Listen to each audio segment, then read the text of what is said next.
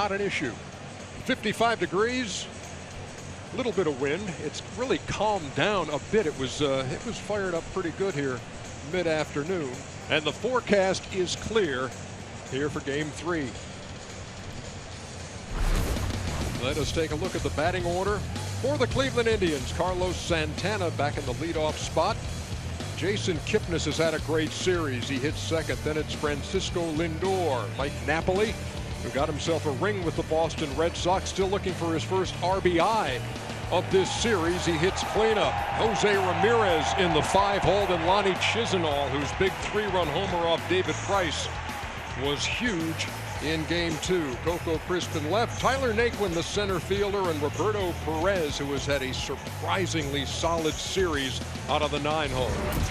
You know, when you think of Clay Buchholz, if you're a Red Sox fan, you feel like he's the most consistent, inconsistent pitcher of all time. He's a guy that has a no-hitter to his credit. He also has a record of 8-10 this year. But more importantly for Red Sox fans, he was much better down the stretch. His last 7 starts, 4-0 with a 2.63 ERA.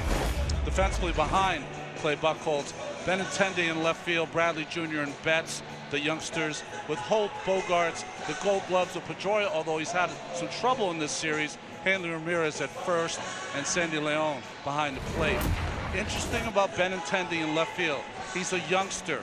One of the things about Fenway Park, if it's a high fly ball down the left field line, if it looks like it's going to go in the stands, it always blows back into the field. You have to know that. I'm sure Benintendi does. Umpiring crew here for Game 3. Tony Randazzo behind the plate. Paul Emmel makes the calls at first. Bill Miller is the crew chief at second. Vic Carapazza at third. And down the lines, Brian Knight in left, and Phil Cuzzy down the right field line. So 2 games deep into this series. Indians 11 runs, 19 hits, no errors. Red Sox 4 runs, 13 hits, and 1 error. Red Sox hitting 200 as a team, the Indians 297. So in the regular season, that was almost reversed. Boston out-hit Cleveland by about 100 points, team average, and that's been flipped here in this series. You know, the last 6 postseason games that the Indians have played at Fenway, they've been outscored 71-30. 1-5 is their record. So this is that iconic place. That could wear on you a little bit if you're the opposing team.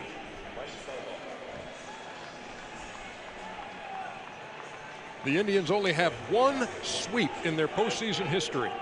It came in 1995 in the American League Division Series, and it came against the Boston Red Sox. They're going to try to pull it off again tonight here in Fenway. Carlos Santana will lead it off. He's the designated hitter. 34 home runs and 87 runs batted in the regular campaign. He has yet to knock in a run through 2 games. And immediately the shift put on by John Farrell defensively for the Red Sox. Clay Buchholz, the starter, goes out of the stretch from pitch number 1. It's popped up. Brock Holt. That's blown into fair territory, and Santana will reach.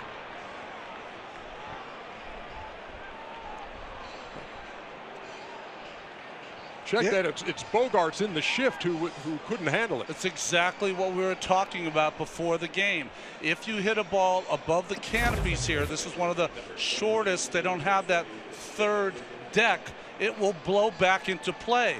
And Bogarts, who plays so many games here, he didn't know. Yeah, I was going to say he's the one that should know. That's the advantage of coming here, is that this ballpark is lower. The wind is blowing really hard. Where I'm sitting up here now, I can feel it in my face. So when the wind starts to take it above this little canopy, it blows it back pretty hard that way. He should know that. Run everything out. Here's Jason Kipnis. That was it back. That was a sloppy play all around. Watch Santana. It's a pop-up.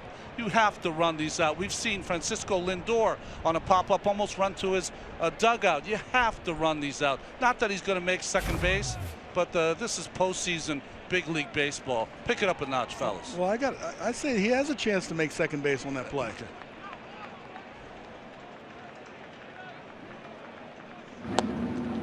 It's almost 99.9% of the time when the ball goes up that you're going to be out, and so you're not going to look bad. But it's that 1/100th or 1/10 of a percentage that is going to make you look bad, and that's in the playoffs here. Kipnis 4 for 7 in the series. Has a home run and 3 runs batted in, and again Buchholz throws over to keep Santana close. I mean, the Red Sox have seen an unseemly error from Pedroia on a double play ball. Brock Holt dropped the ball at third where he could have turned 2. This pop-up, not Boston-like. You could almost say that's a little case of the nerves. I wouldn't say that with Pedroia. He's been playing, but the other two guys, just maybe a little bit of a sense of trying to do too much, or just a little bit nervous and not thinking clearly about what are the possible plays. But that old saying is, what do I do when the ball's hit to me? You got to keep reminding yourself, no matter how long you play, so when it happens, you can react. 1 ball, 1 strike. Santana with a lead at first, and again Buchholz throws over. Yeah, this could have been a twilight issue as well. So he's looking up and he's looking. I don't know where it is. I don't know where it is. And again, that's another reminder. And this start time is a different start time. So in the twilight, if you take your eye off the ball blends in with the sky, and maybe that was the big issue, not necessarily him not knowing the wind.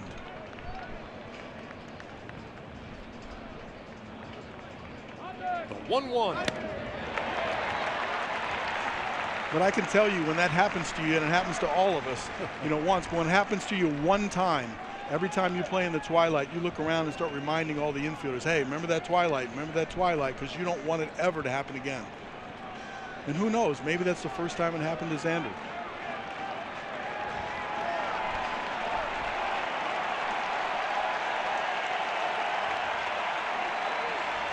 Kipnis waiting on Buchholz and a 1-2 pitch. And the count even 2 balls and 2 strikes. Buchholz 8-10, ERA 4.78. He pitched in 37 games. 21 of those were starts. There were a few different times this year where he came out of the bullpen for stretches. And it seemed like he found his way in the bullpen. So I think that's why he's starting this game from the stretch. Santana with a lead at first. Here comes the 2-2, and he struck him out.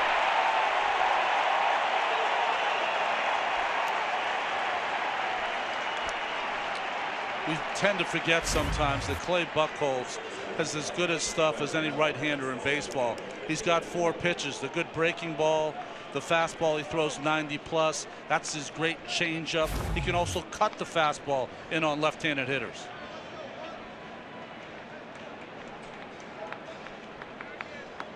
When a pitcher pitches out of the stretch, when he goes to the bullpen, I always thought he was trying to eliminate some of the movement, and it was a mechanical issue. Many pitchers kind of get out of whack these days in their windup, and they just shortchange it. Is that the case with Clay? Yeah, I think it was. He's always had some mechanical issues, Cal, that he's had to try to iron them out. And at times he's done that, but he's also had times where he loses it. So I think that's why right now he's trying to simplify things, just like a batting stance when you go through slumps. I don't know about changing my batting stance. You haven't today. Line drive, base hit, Lindor. Santana will hold up at second.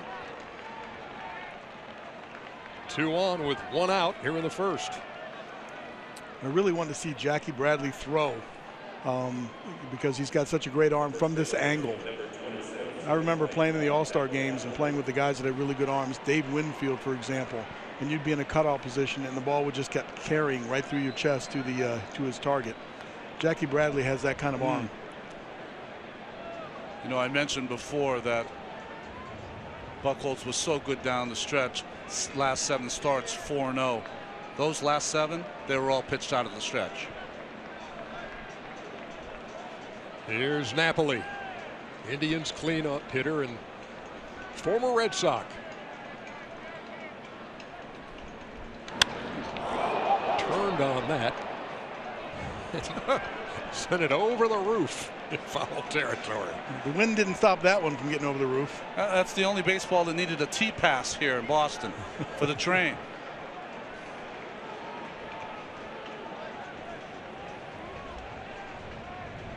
14 home runs. That's a big number. 72 in the 3rd innings for Clay.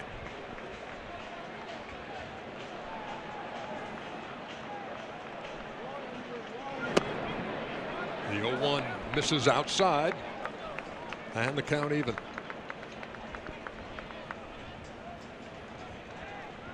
Napoli with a 101 RBI season, first time over the century mark in his career, and looking for his first run batted into this series. Got a runner out there at second, Santana. 1-2. I don't know about you, Cal, but I think it's imperative that Buchholz has got to get through this inning. Well, absolutely. I was just thinking, you know, from a wear and tear standpoint, and is because of Xander not catching that first ball. You know, how many more pitches he'll have to throw, how hard he'll have to work in this first inning as a result of a play that wasn't made. The 1-2 in the air to right. Betts is back and makes the play for the second out. But if he gets out of this inning with that play that happens, that's going to be a big plus for him and the Red Sox. We used to always have an expression, you know, you had a long inning and maybe they'd score 1 or maybe they have the bases loaded. You'd come in and say all that and just 1 or all that and nothing. And it always seemed to give us a better lift in the course of that game in that particular at bat as well. You know, you look at this Cleveland team, Santana and his great on-base percentage. Kipnis is excellent at second base. Lindor is going to be one of the great players. But Jose Ramirez might have been the MVP of this Cleveland Indians team this year, and he has a chance to do damage here. Top 10 in the American League in hitting at .312. Hitting .571 in this series, and he too looking for his first run batted in. Buchholz to the plate.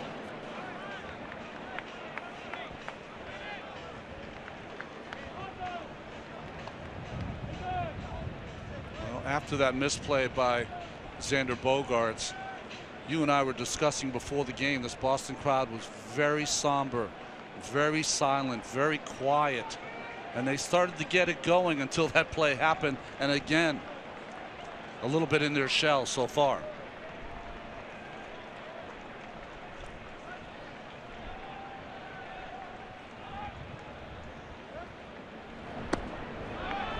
You know, looking out over Santana's shoulder here, you get a good chance to see how far he gets up on secondary lead. And he's got to be getting a little bit further and going on contact here, because you got guys in the outfield that can throw and you have a short left field here. So in order to score on a base hit, you want to get the absolute best jump and the best secondary lead you can. Well, we showed you what Ramirez does with RISP and his quadrants, all over 300 in every single quadrant. Ernie, he is outstanding with 2 outs and runners in scoring position. Ahead of the tune of 366. Trying to get the Indians on the board here in the first off Clay Buchholz. And that sails outside. 3 balls and no strikes. This is really almost like a microcosm of this series, is that Ramirez in a big situation, very patient, waiting for the pitcher to come to him.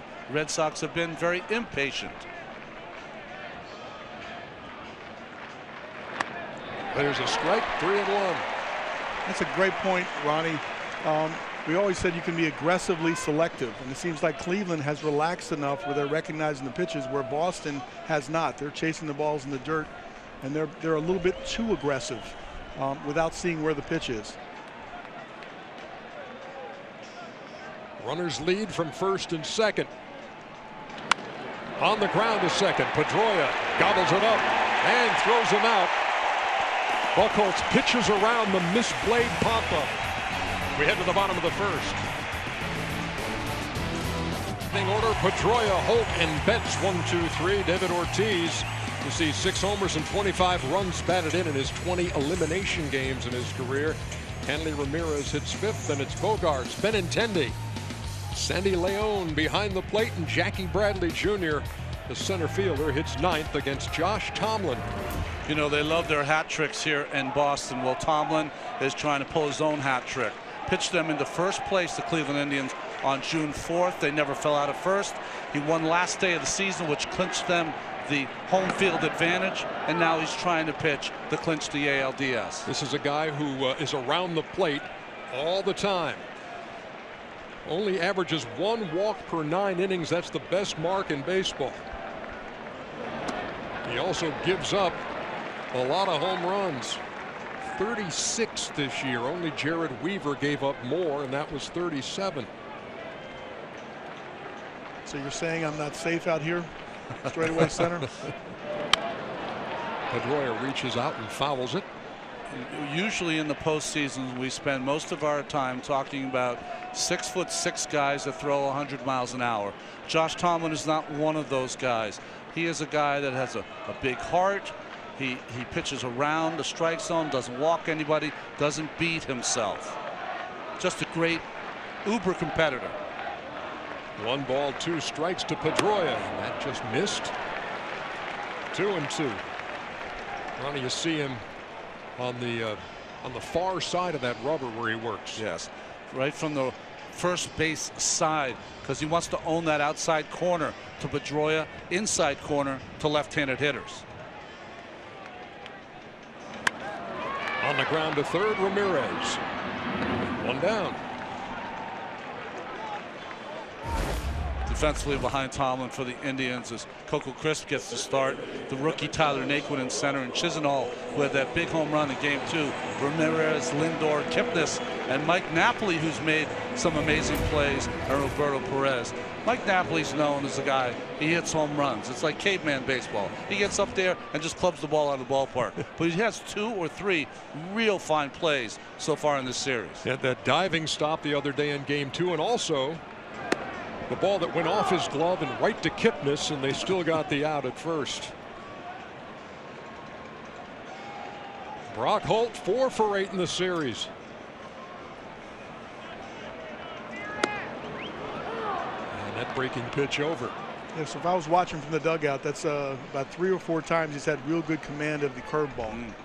And so you always want to know that as a hitter, what breaking ball is he getting over the plate? Quickly ahead of Holt, no balls and 2 strikes, and that sails way high. We talk about how few walks he gives up, and to illustrate the point, last time he walked anybody was August 25th. On the ground to second. Routine for Kipnis, 2 up and 2 down. So now he's gotten 2 outs on a slow curveball to Pedroia. He was out front. There, Brock Holt took a little off the fastball with a changeup, gets him to pull that over to second for a 4-3. Just a very intelligent hitter, intelligent pitcher. Yeah, 2 balls off the end of the bat. You want to stay out of the middle of the bat. Either jam them or make them be out front so far where they hit it on the end. 2 harmless ground balls. We've made the point, and you heard the guys in the studio talking about it before the game. Buchholz and Tomlin, junior college teammates at Angelina College in Lufkin, Texas. Into right field, sinking, and then caught. Chisenhall makes the putout. 1 inning in the books here at Fenway. Perez, the catcher, and Lonnie Chisenhall, of course, with the bullet home run in game 2. Remember, those were my 2 picks to click before we started the series. Somehow that escapes me, but I'll take your word on it. Here is Chisenhall to lead it off against Buchholz in the second. Back to that story about junior college. So Buchholz shows up there at Angelina, wants to be the shortstop. Tomlin is the shortstop at the time, and Tomlin kept the job. So Buchholz did some pitching and playing right field for the Road Runners of Angelina College.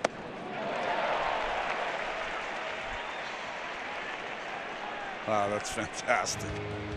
Saw Tomlin take a couple ground balls and said, I better learn how to spin the ball a little bit. Yeah, they both pitched and played the field.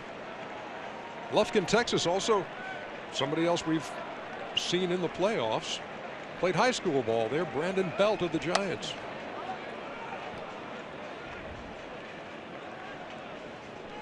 You see Brock Holt moved over in between on the other side of second base from third base, keeping Xander Bogaerts in the same position that he normally looks at.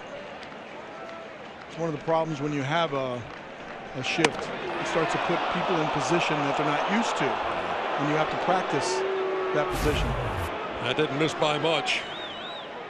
Fastball in, never came back. Good call by home plate umpire Tony Randazzo.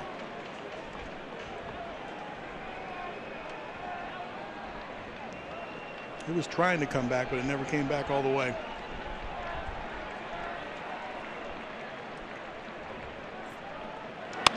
The 2-2 is lined off the glove of Brock Holt. Hit it into the shift, but hit it hard. And he's aboard to lead off the second. Cal, best way to beat a shift? Hit the ball like a bullet. Hit it hard. First line of defense is the pitching, by the way. He had a good break on that ball. Just not enough length. Couldn't stretch himself out far enough. Hit the end of the glove.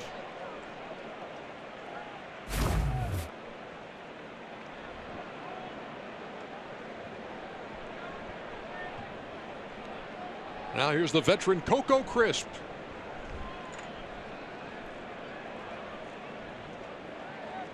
Started game 1 and starts here in game 3.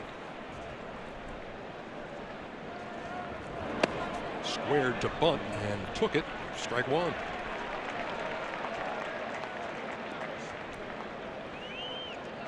Coco played 145 games for this Red Sox team in 07.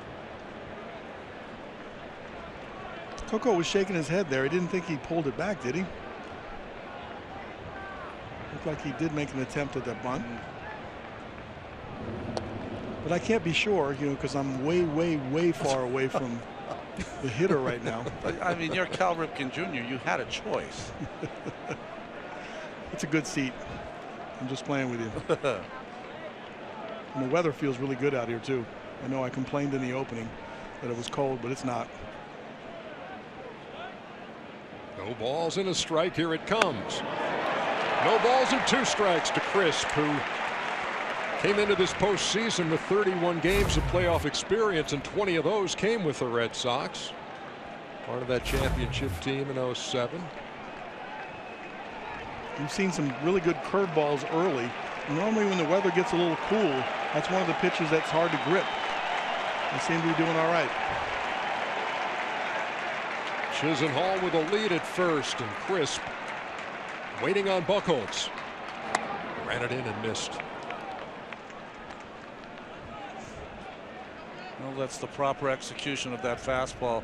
You would love to throw that on the inside corner and get a call, but it was the purpose with it. He got it inside, moved the feet of Crisp, and now that has opened up the plate to maybe going back to a changeup or curveball. Looks like the changeup.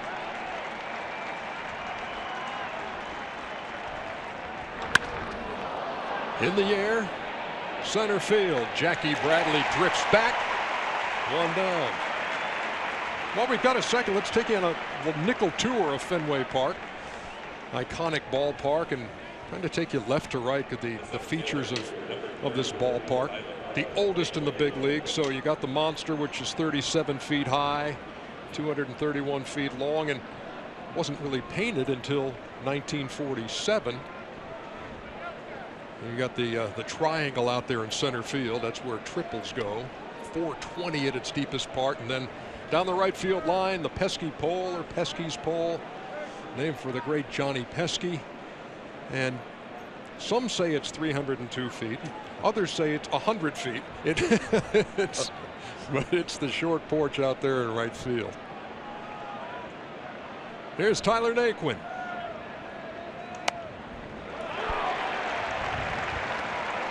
It's a beautiful thing if you're a right-hand hitter and you hit a weak fly ball down the right field line and it goes over that part. It's only about 290 feet down there, maybe 296. See, the opinions vary. Yes. That's a nice cheap home run. It's Media Guide 302. 302. I had it measured at 296, Ern. I like your angle better. I walked it off earlier.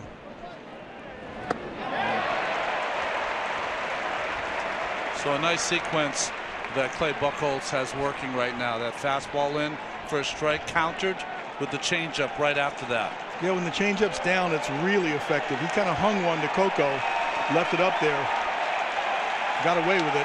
But when it's down, it looks just like a good low fastball, and it just dies when they go to swing at it. Naquin was 0 for 2 in game 1, 2 strikeouts. And he waits on an 0-2 from Clay Buchholz. Right off the end of the bat, stayed alive. Only issue I had so many years ago in pitching with a changeup with a runner at first. You have the first baseman holding the runner on. Second baseman is playing at double play depth, and that opens up that hole. What are you going to do with a changeup if you're a hitter and you put it in play? You're going to pull it. If you pull it, it opens up that hole. That's why it's even more important to locate that pitch down and away if you're going to throw it. And he has the kind of changeup that he can go down in the dirt and get a strikeout.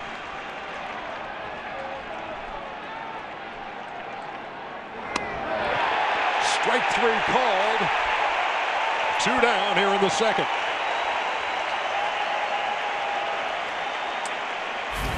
Well, that's the 4th time that Buchholz has gone inside against a left-handed hitter. He missed the first 2. He made both of them to Naquin. For the first pitch, for a strike, and the last pitch to put Naquin away.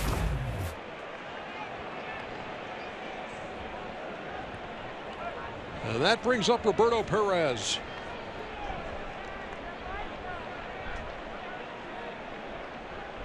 Homered in the first postseason at bat of his career in game 1. A game in which he was the star for this Indians ball club. He was right in the middle of everything, offensively, defensively, on the base paths. Yeah, he couldn't have had a more perfect game. He was all over the place. Threw a couple of walks and scored a run in game 2. I like the tag up from first to get into scoring position. That was my favorite.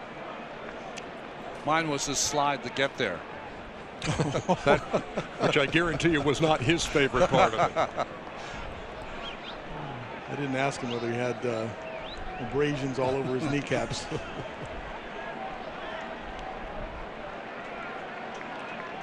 Chisenhall with a lead at first. He singled to start the inning.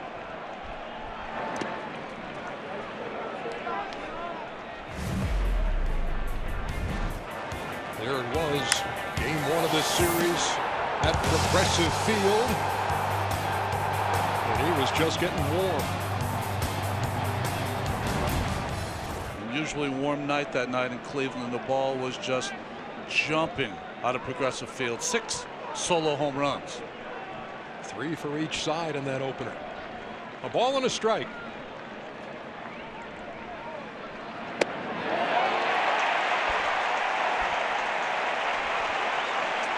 Well, both pitchers have got their curveball working for strikes. Beautiful pitch there from Buchholz. Yeah, Buchholz looks like he's in pretty good control. Good changeup, spotted fastball on the inside part to a lefty, and he's got a really good curveball tonight. Coming inside with a fastball right here, I think.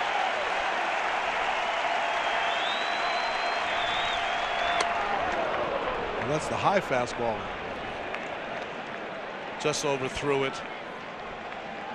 Whenever you make a mistake when you're trying to come up and into a righty, if you're going to make a mistake, you want to make it up and in. Don't leave it out over the plate. If the desire is to chase him out over the plate, you want it over the middle of the plate, because hitters won't chase the up and away, and they'll get out of the way on the up and in. If the hole is up, you want to make that pitch right down the middle. It's a risk, though. If you don't get it there, it could be hit. The 2-2 is grounded to third. Holt will go the short way to Pedroia. And that'll do it for the Indians.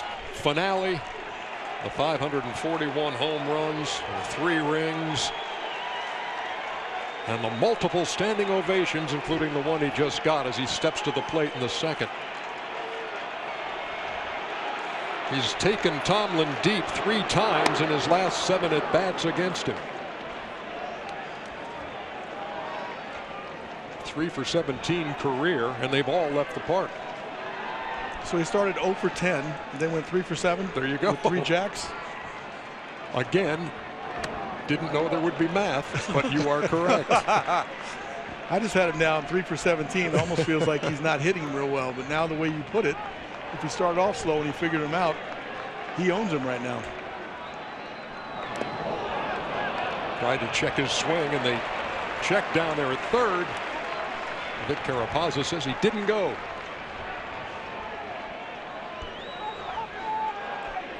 See the shift there because Kipnis is so deep. Look at Napoli, a foot off the first base line. 3 feet. These are pretty good ways from first base. So any ground ball, you want to make sure, for example, to Lindor, who's over there playing more towards second base, he's got to give time for Napoli to get there.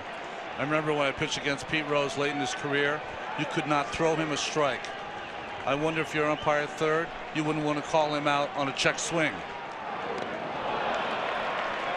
They check again. It's ball 4 to Big Poppy. Good and call. He is aboard Good call, Ronnie. to lead off the second. Well, the one thing I've noticed from Tomlin so far is that he had a horrible August. His ERA was 11.5. He threw a lot of cutters during that August stretch. He's gone back to his breaking ball, but it seems to be his theme tonight, even though it's early in the game. He wants to get these Red Sox hitters out with slow stuff. So after not allowing a walk in his previous 7 games, 6 of those starts dating back to August 25th, he walks Ortiz to lead off the second. Here's Hanley Ramirez.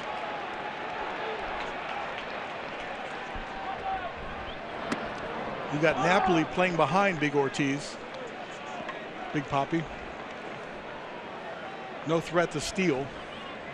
They're kind of going at it a little bit, joking around. Former teammates. He wants to let him know that he's right behind him, so he doesn't get too big of a lead. It's like the debate last night.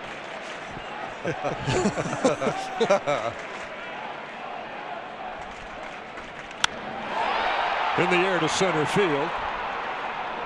Naquin makes the play, 1 down.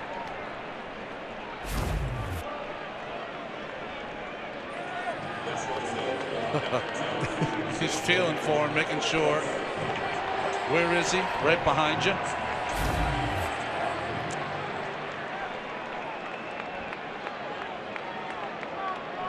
Well, Xander Bogaerts steps in. I like that Napoli made sure that Tomlin knew that he was right behind him. He said, okay, I'm not there right now. Don't come over and make a quick throw to first. Just to remind you, I'm setting up behind him. Bogaerts just 1 for 8 in the series.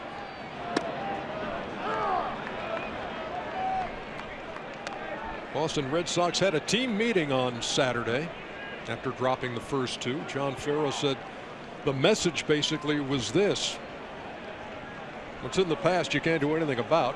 Let's move forward. And he thought his guys were a little tentative in game 2. I think the first game they were a little overcharged, going out there trying to swing the bats, and then when you try to make an adjustment, maybe you go too far the other way. And I also think you have to give a lot of credit sometimes to the starting pitcher. Corey Kluber, when he's on, I don't care how good your offensive team is. He's that kind of pitcher that can just shut you down. But Boston in this series is 0 for their last 18 with men on.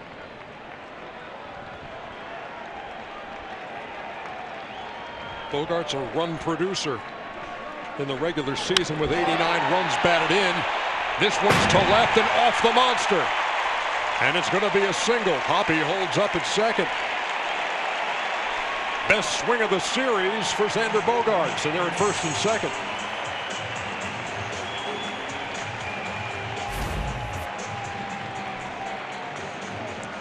It's like a little breaking ball that stays in, expecting it away, stays right on it, drills it off the bottom of the wall. Nice play by Coco. No chance for Big Papi to go to third. That's one of those things, too, when you look at Coco Crisp and you see his history and playing with the Boston Red Sox, he knows that wall. Yeah, I started to think always when we came in here, if we hit a ball off the wall, it was a single. If they hit a ball off the wall, it was a double. Coco's played that wall before. Here's Andrew Benintendi. Well, I know we're only early in the postseason. Benintendi, best shoes I've seen so far in the post. I know it's early. Benintendi also homering in his first postseason at bat in Game 1. He hit number 9 in that game, moved up to the 7 hole, and he swings and misses 1-1. This guy's been so impressive in his rookie season. Of all the Boston hitters, he was just so the ice water in his veins. Got the ball to a 3-1 count and delivered. One-time College Player of the Year. Played 34 games with the Sox this season. 1 ball, 1 strike. Runners lead from first and second, and Tomlin ahead 1-2.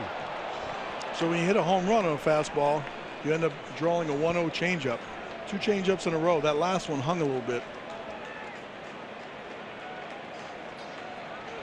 Noticed already in the second inning, a lot better swings by these Red Sox hitters on Tomlin.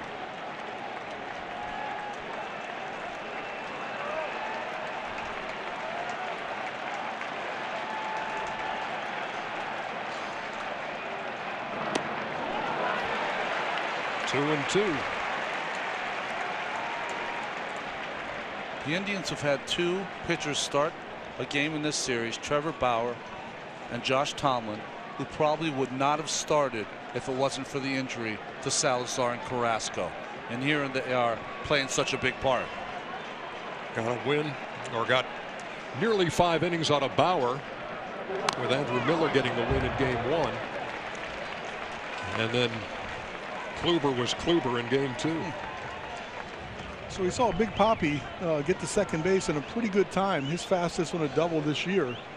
But he's not getting a very big lead at all right now. Pretty much station to station from second base.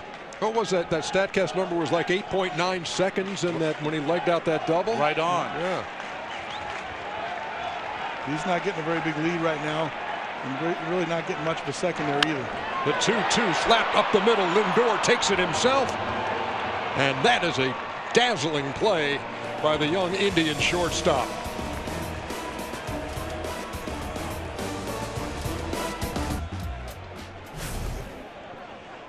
Bumgarner, Syndergaard, the last start. Bumgarner, Arrieta. It's not exactly like they're throwing the patsies at him, right? No, exactly.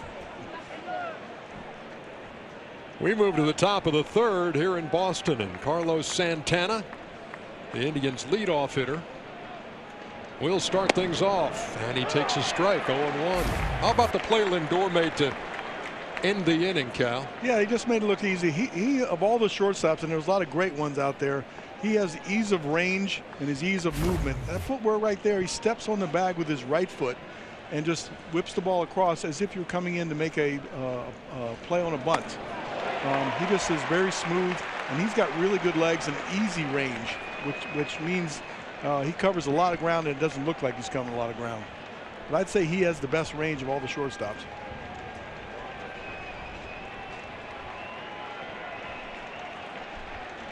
No balls, 2 strikes as you look from the monster back toward the plate. And Buchholz works on Santana. 0-2.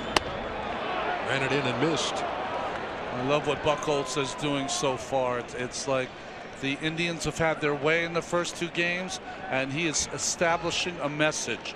You're not going to be comfortable in that box as long as I'm out here pitching.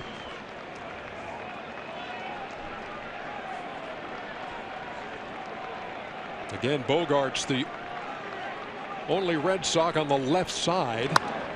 This goes to the right side. Rockholt throws him out, 1 down.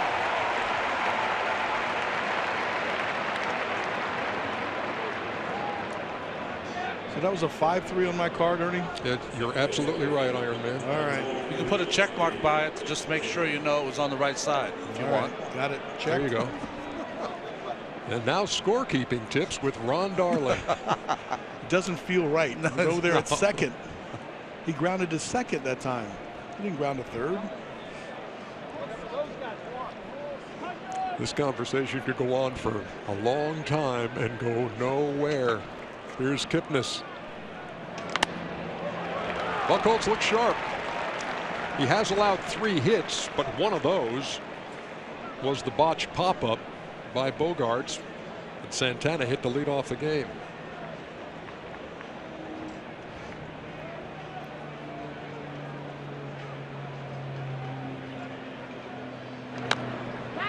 Tapped foul, 0-2. Really kind of doing it with 3 pitches, Ronnie. Yeah. Fastball, hook, and changeup. And from a hitter's perspective, that changeup low and away to a lefty and then coming in, you can't cover both of them. So you have to choose one or the other if you're hitting.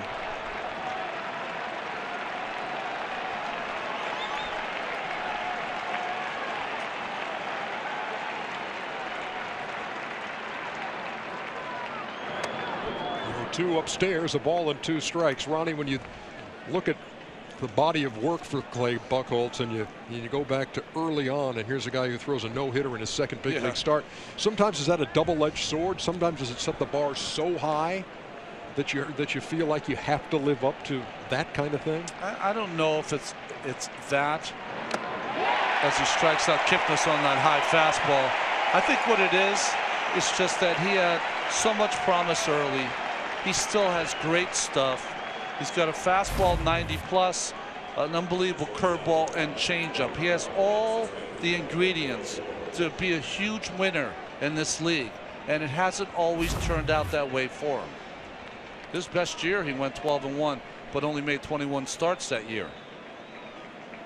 John Farrell's played a big part, though, in his development and getting better, because he was on his way not to where he wanted to be.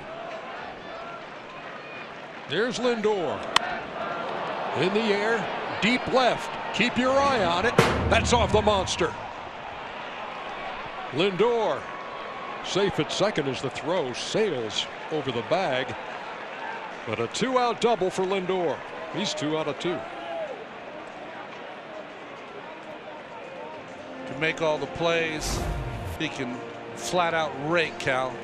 Yeah, the ball's up out over the plate. Meant to spot it on the outside corner. Caught a big portion of the plate. And he's got enough power to take it off the green monster. He does not hit the ball like a small man.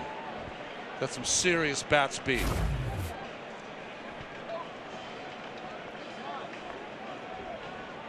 He plays carefree. He's always smiling, always moving around. He really enjoys the game. It's fun to watch him. Here's Napoli. Way out in front, 0-1. Good change up there, despite the numbers of Jose Ramirez, and we talked about it before. 2 outs, he's batting .366 with runners in scoring position. I think that Buchholz is going to be very careful with Napoli here.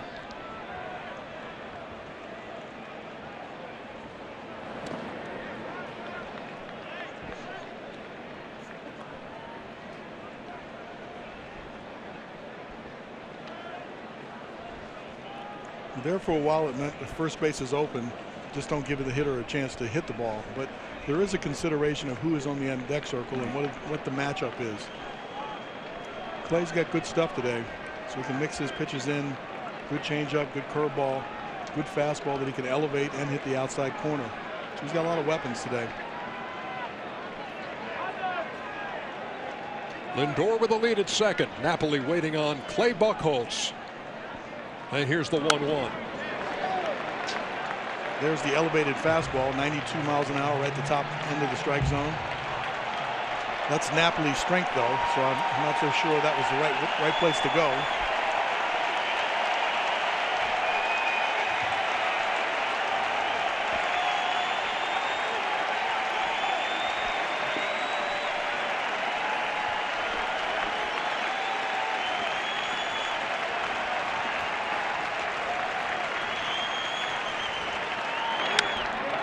Rounded toward third. Brock Holt got him. Ramirez with the pick over there at first. We head to the bottom half of the third at Fenway, scoreless. Bottom half of the third, Sandy Leon. Red Sox catcher steps in against Josh Tomlin. Saw Hanley stretch on this throw to end the top half of the third. Nice pick. Got stuck there for a minute. I don't think he's hurt. He got up a little slow though.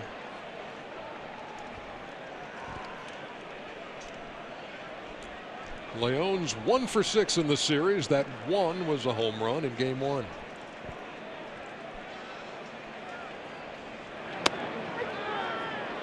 And he looks at a called third for the first out. Moments ago, Sam Ryan with Indians manager Terry Francona. Terry, I know you've said Josh's stuff isn't overpowering. What are we seeing tonight? Well, he's commanding, which is good. I mean, when he's commanding, he's working ahead. You know, he throws his fastball in and the cutter off of that. That's exactly what he's doing. Knowing that you have a well-rested bullpen, especially Andrew on 3 days rest now, could we see a little more of what we saw in game 1? Well, we'd have to have a lead, and I mean, we obviously value our bullpen, as most teams do when you're winning. The idea is not to get your starter out too quick, but if you got a lead, you can bet you'll see the bullpen. Okay, thanks a lot, Terry. Thanks to Terry, Sam, Jackie Bradley at the plate. A ball and a strike. He has really struggled here in this ALDS. He's 0 for 6 with 5 strikeouts.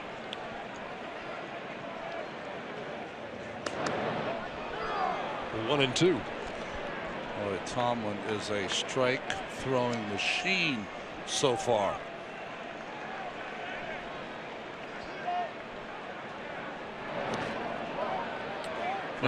Tried to check his swing and did. You know, there were 74 pitchers in baseball this year that threw over 140 innings.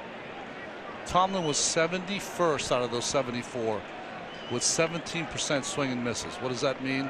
Is that they just do not swing and miss. He has to outsmart you.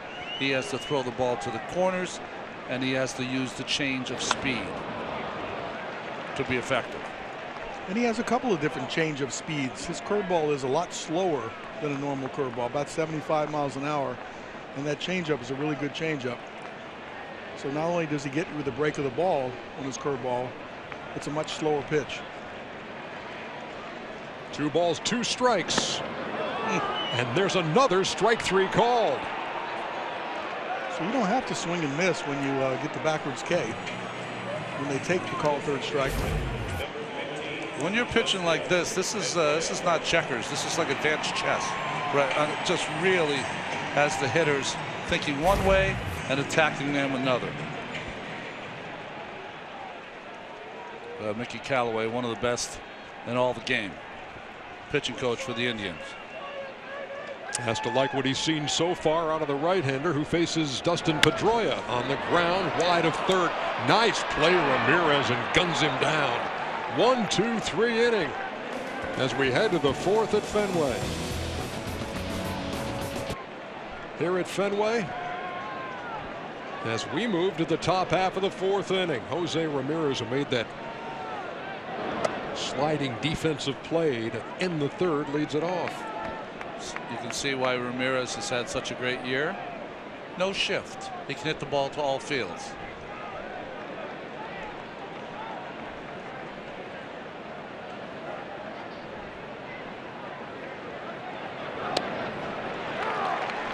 Count even, a ball and a strike. It's Ramirez, Chisenhall, and Crisp. 5, 6, 7 hitters here in the 4th.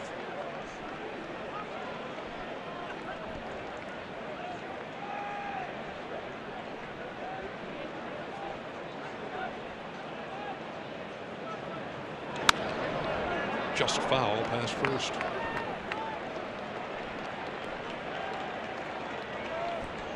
He's awful quick inside.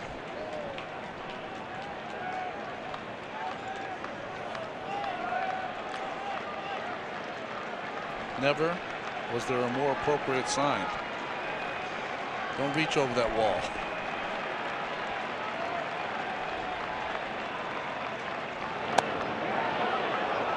Sails high and away, 2 balls and 2 strikes to the very versatile Jose Ramirez. He can play third, he can play short, he can play outfield, and he's hit everywhere in the lineup for Terry Francona. He's the number 5 hitter tonight, leading it off here in the 4th.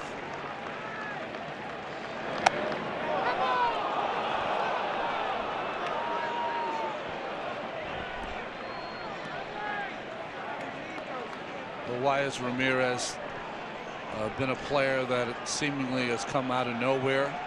With 2 strikes last year, he was a 160 hitter, 275 hitter with 2 strikes this year. We are due a payoff pitch, and here it comes on the ground and base hit into right. Moments ago, Sam Ryan with Red Sox manager John Farrell. John, could have been trouble early in the first in this one. What do you like from Clay? You know, he was patient with trying to finish off some hitters. He used a full assortment of pitches, and we get a little bit of an oddity play to lead things off on Santana's fly ball. But, you know, he showed a lot of poise to make some pitches and eliminate any kind of damage.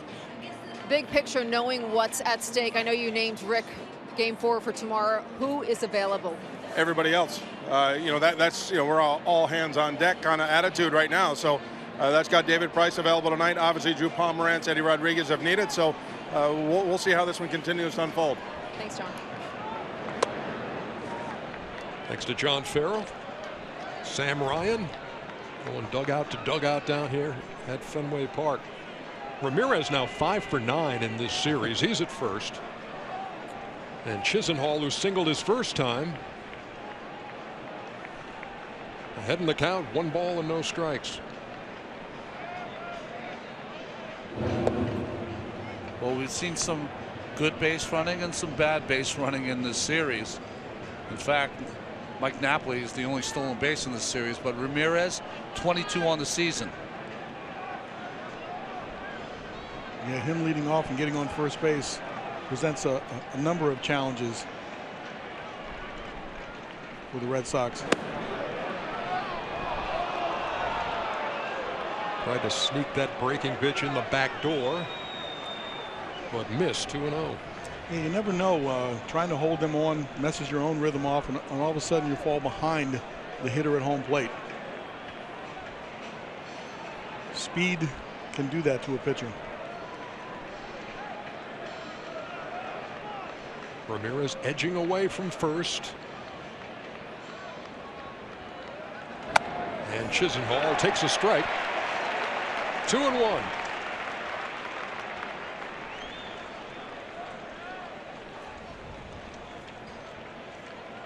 A lot of folks at home say to themselves, how can he take a fastball 2-0? That was a good take by Chisenhall. That ball is a little above where he likes it. Likes the ball down in the strike zone.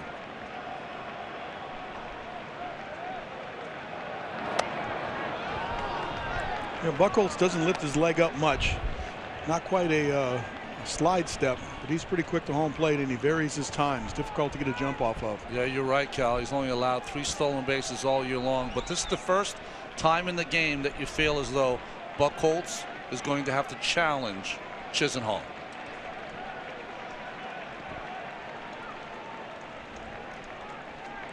And here comes the 3-1. Fooled him 3-2. So when you say challenge, does that mean with a fastball? No, I was absolutely wrong. I thought he was going to have to challenge him with a fastball. He went with the change. That's when you're throwing the ball pretty good. With the count 3-2, Brock Holt moves from third into the outfield grass on the right side. I would suspect he's going to run on this pitch.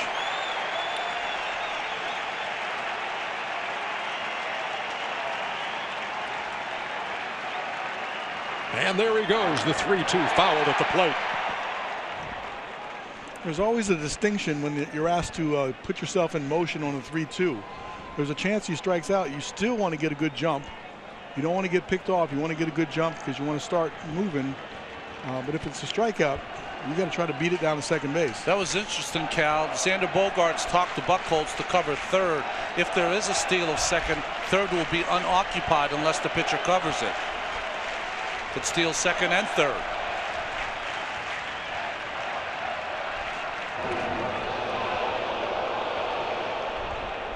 Nice feet, good move. Yeah, in the early days of the shift, people forgot about the responsibilities. And sometimes you would get a chance to get to second base and nobody would be covering third. So they could just take off and steal third.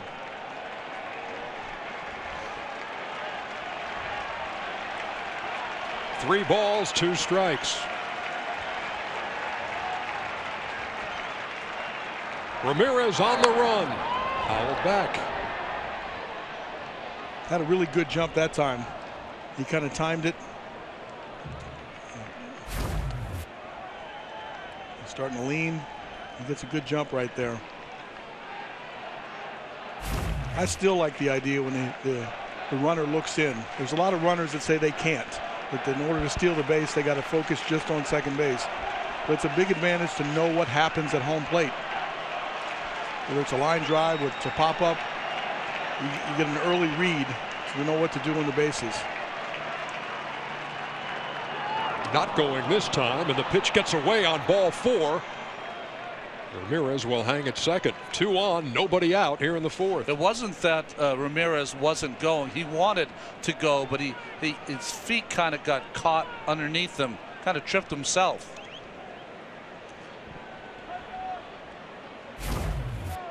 And here's that changeup again that he couldn't quite command. But you're right, Ronnie. He was going to run, but once you slip like that, there's no point in keeping going. Well, the Indians have had a base runner in every inning now, and they've got him at first and second with nobody out. They just need a lead and want a lead.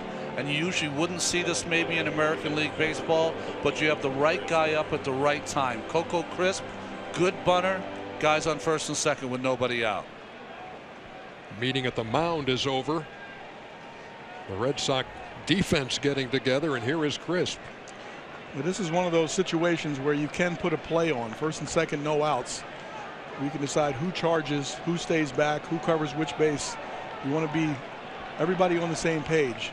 In the rotation, it looks like Hanley's coming in a little bit, and Brock's going to be staying back at third. Crisp takes 1-0. And Clay Buchholz would have the third base side of his responsibility. Buchholz coming off the mound after that pitch, though, Cal, did not move an inch towards the third base line. It is completely Buchholz's responsibility, at least that pitch. So if you take a peek around, if you're Coco, sometimes you get an indication of what bunt defense play is on. And pretty much I'd bunt this towards Buchholz. Squaring and taking again, 2-0.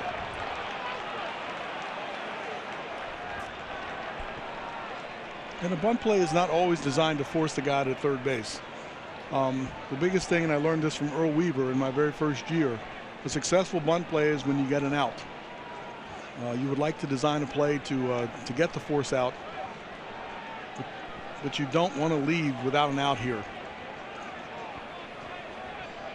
There is action in the Red Sox bullpen as we play here in the top of the 4th. Buchholz behind 2-0, and Crisp swinging away. Boy, I love that call by Terry Francona. You have Hanley Ramirez only, what, 80 feet away from the hitter Crisp, and gave him a shot. I wouldn't be surprised he goes back to the bunt. Gulp. Well, he had that side of the infield open for sure. Hanley was surprised by the swing. He's not aggressively charging, but he is starting from a shorter distance. He would be easy to pass down there. Robbie Ross Jr., Joe Kelly loosening for the Red Sox. The 2-1. Crisp lays it down to Buchholz, who will go to first for the out. They move up to second and third. Good bunt by Coco. Bunted it to the third base side. I mean, just execution of perfection by Crisp. He took the 2 pitches out of the strike zone for a ball, had 1 swing, and then got it down, as you see Pedroia cover first base to catch the throw from Buchholz.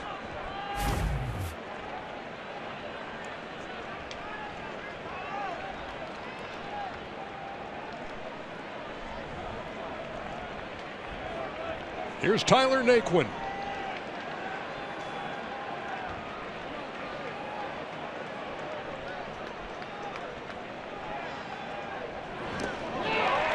Naquin yet to put the ball in play in this series. 0 for 3 with 3 strikeouts.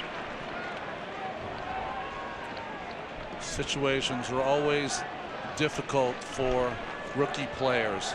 They want to do great things. They want to get that base hit to drive them in. Pitcher knows that. How does he counter it? By not throwing him strikes. You want to convince yourself as a hitter the pressure is on the pitcher right now, not me. Line drive, right field, base hit.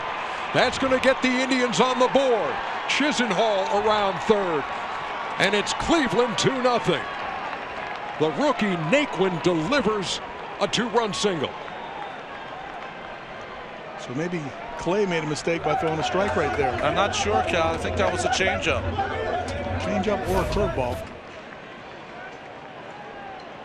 Looks like it's got a breaking ball spin to it. It didn't get down to the dirt.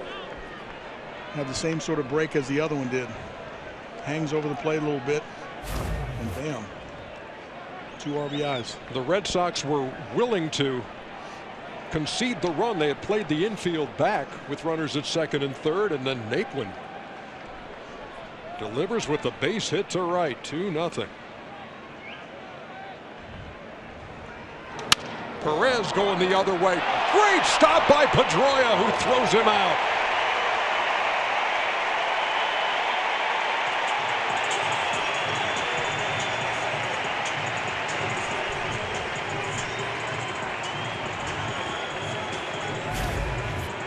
Yeah, from this vantage point out here in center field, it looked like he wasn't going to be able to get to this. He really lays out and extends, catches it, makes a nice play to first. Had no shot at the force at second. That ball was behind him. And he got the out. How about he still looked at second base, and when he figured out he couldn't make the play there, got the out at first. Uniform dirty. It's official. That might keep a big inning from becoming a huge inning as Santana steps in with a runner at second.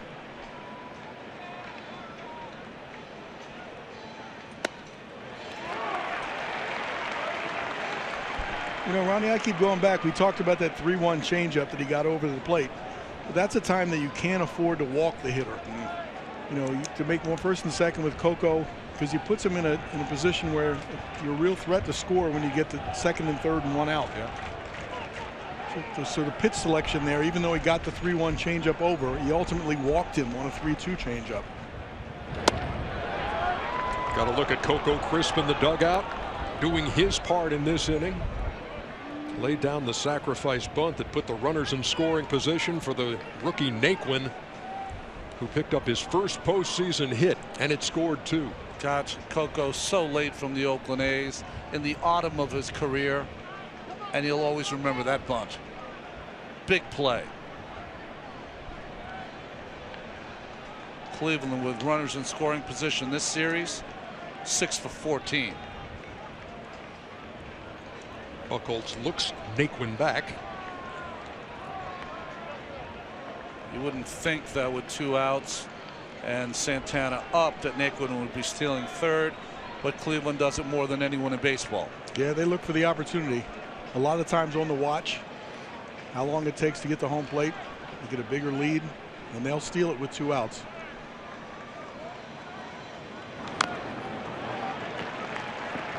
A ball and 2 strikes to Carlos Santana.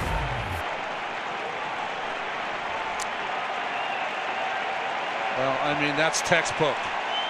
Put that right in the dictionary about how to bunt. And this is a reaction you don't see a lot in the American League. The love from your teammates after a successful sacrifice bunt. Hey, what was that you just did? How do you score that? 1 ball, 2 strikes. Santana waiting on Buchholz. 2-2. Well, that was the first pitch that Buchholz thought was a strike inside, but I think Tony Randazzo has been outstanding. The ball does come back. Our strike zone, it said it stayed inside. Tony, one of the better umpires in all baseball. Tyler Naquin with the lead at second. Carlos Santana waiting and fouls it back. Sometimes you read the pitcher's lips when he says that there, I got to have that. Not always stand at home plate and go, why? Because it's very important to us, Cal. It's a very important thing. The ball is just a little off the plate. You're so right. You know, I mean, that's the whole battle, isn't it, Cal? It's just that you're battling for the corners, and sometimes you set up a hitter in such a way that you know if you make that pitch, he's going to take it, he's not going to swing at it, and it'll be a strikeout. And you think you make it, umpire doesn't call it, and now there's another pitch that you have to make. In the end, Ronnie, you almost made the pitch. Almost is the key word. You're right. 2 balls, 2 strikes, 2 outs. 2 in for Cleveland here in the 4th.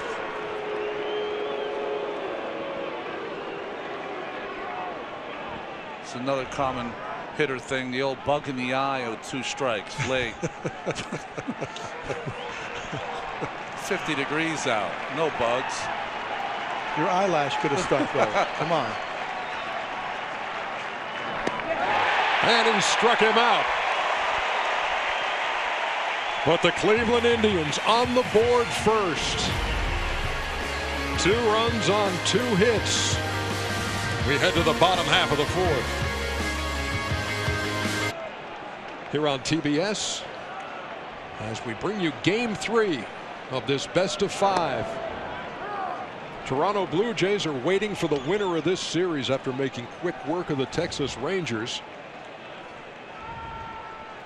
What a series and what a team they have up there, up north. And what a finish to Game 3 with, as Brian Anderson described it, the Donaldson dash for the game winner. I'll tell you what, Josh Tomlin struck out 3 of the last 4 he's faced, looking.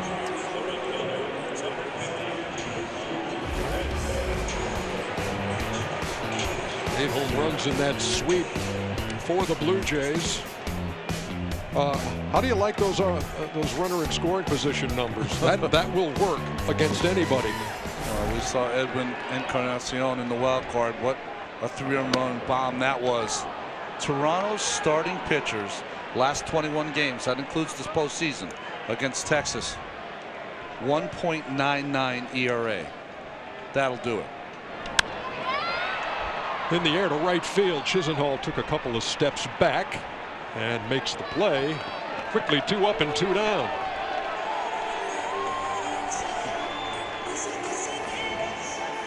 Well, you know, we spend a lot of time talking about, and Cal knows this better than anyone, when you're a pitcher and you get a couple of runs, you have to have a shutdown inning. His ERA, Tomlin, during the season is over 4, and he's facing his main nemesis right now. He walked David Ortiz his first time. His first walk issued since August 25th. And again, you look at those walks per 9 innings. Just 1 is what Josh Tomlin averages, and that's the best mark in baseball. Big Papi had one idea right there. I think with the backswing, he hit catcher Roberto Perez. Yeah, totally by accident. That pitch was supposed to be in. He missed all the way to the other side of the plate. And here's the backswing. Nicks him on the top of the helmet.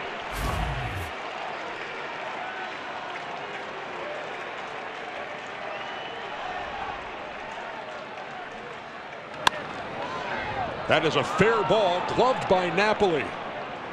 And that is another 1-2-3 inning for Josh Tomlin. 2-0 game. 4 innings in the books. We head to the 5th here at Fenway Park. Remind me to tell you my Ted Williams story before this inning is over. Drew Pomerantz comes out of the Boston pen in relief of Clay Buchholz. Well, he was great in game 1. Went 2 1/3 innings of relief for Rick Porcello. Struck out 5 and didn't give up a run. Jason Kipnis happy to see Buchholz out of there. He had struck out twice against him. I think we have to reiterate, with the loss of Salazar and Carrasco, you thought that the advantage for starting pitching would be with Boston. Their starters in 3 games now have gone 11 2/3 innings and have given up 12 runs with 4 home runs. Meantime, the bullpen hasn't given up anything. ERA of 0 for the Boston pen.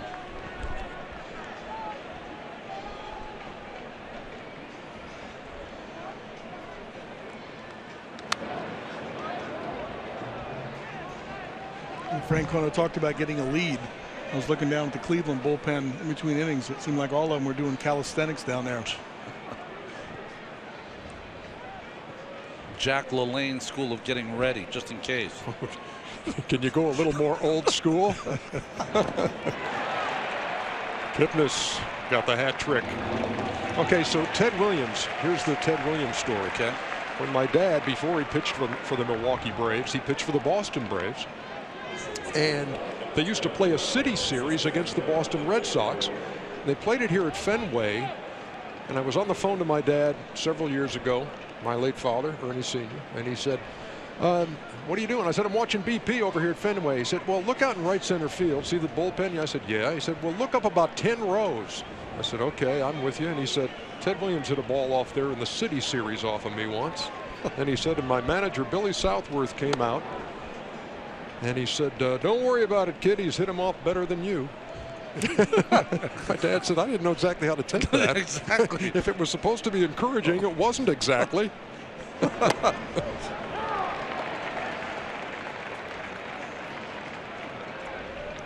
a seat here now in right field that is painted a different color because it's where Ted hit a baseball.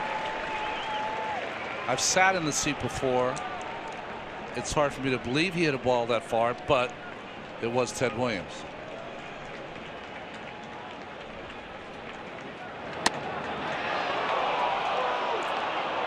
Well, one of the things that you have with these Indians, because of the switch hitters, while Buchholz was in there, all the hits were off with left-handed hitters.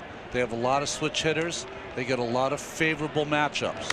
Here, Lindor switching over to right-handed, hitting against Pomeranz.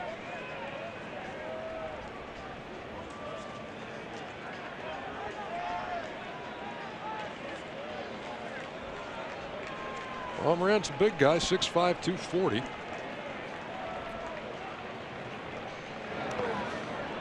It's funny, when Pomeranz was pitching for the San Diego Padres, he started 17 games this year.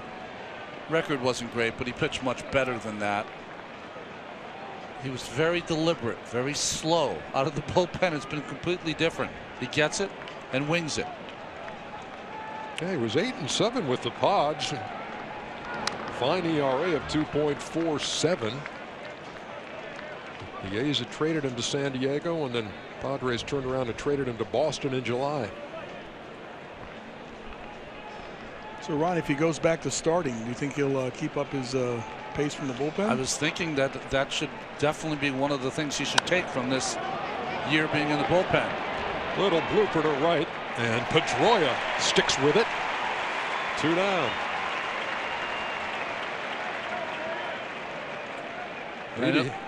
I know for you infielders, you love when the pitchers work quickly anyway. Yeah, it keeps you on your toes. When they're walking around the mound, it seems like you're thinking, come on. But it really does keep you on your toes, and it keeps you ready to make that quick first move. Sometimes you get back on your heels, ball 1, ball 2, run to count to 3 and 2, walk around the mound, and you don't quite make a play. You don't quite get a jump on it. See 3 Red Sox on the left side, Hanley Ramirez, the Lone Ranger, on the right side.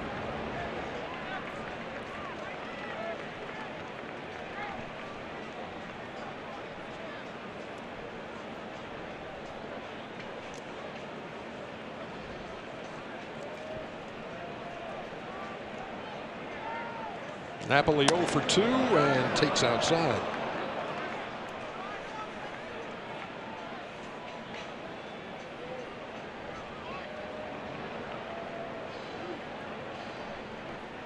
54th postseason game of Mike Napoli's career.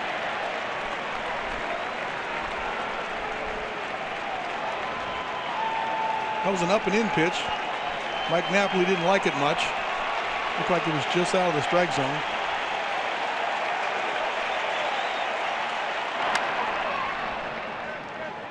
Foul past third, and we'll do it again. A ball and 2 strikes to the Indians' first baseman.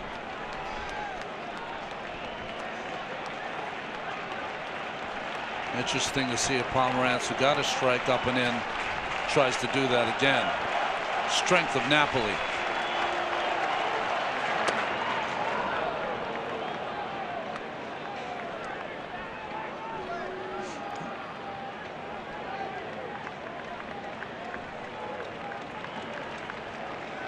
Sandy Leon changed the paint color of his fingernails. Pomerantz comes out of the pen, strikes out 2 of the 3 he faces. Now we'll see if the Boston Red Sox can do anything with Josh Tomlin in the bottom of the 5th. When the ball's hit hard, sometimes it reminds me of a soccer goalie standing the penalty kick. You're standing in the middle there and you got to cover 12 yards to your left and 12 yards to your right. Pedroia would have been a good goalie on that play. But if he wasn't playing baseball, as Petey says, he would be a tennis player if he were not a professional baseball player. Really? Yeah. He says he's a serve and volley guy, which you don't normally see from a guy who's his size. Does he realize the guys serve 130 miles an hour? That's the game now? You think that matters to him? No. Hanley Ramirez leading it off in the bottom half of the 5th inning. Waves at that from Josh Tomlin, who has been impressive here in game 3. You know, Tomlin is not the biggest athlete as a pitcher. You know, we watch so many guys 6'5", 6'6", 230, 240. He's a smaller right-handed pitcher. So sometimes it really helps when he gets some extra time. There's a little more life on his fastball. This year, with 6 or more days rest, he's 5-0 ERA under 2. He's had 8 days before this start. So what's his stats upon 8 days rest? Right now, 4 scoreless. In the air, right field, near the track, but very playable for Chisenhall. 1 down.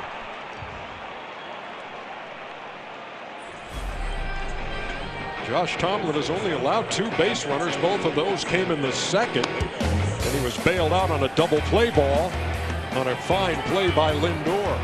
He has 3 strikeouts when Red Sox hitters have been looking. And when you're getting strikeouts like that and you don't have 95-mile-an-hour stuff, it's because you're setting up each hitter properly. And that's what he's done so far. Here's the only guy with a hit off Tomlin, Xander Bogaerts.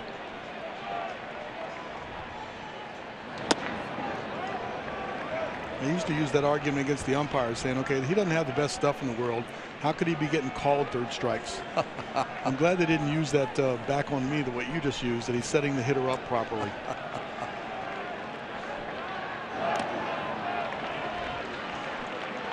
Cal, I know you don't like pitchers, but you shouldn't make it so evident.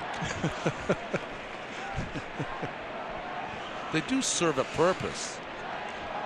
Yes, they're the most important people on the team. Boy, the sincerity just dripping off of you. There's a strike from Tomlin. No, the starters are the most important. 2-1. You took that as sarcasm? Yes, they're the most important players on the team. I really love that new bike you got me for Christmas. Thanks for the shirt.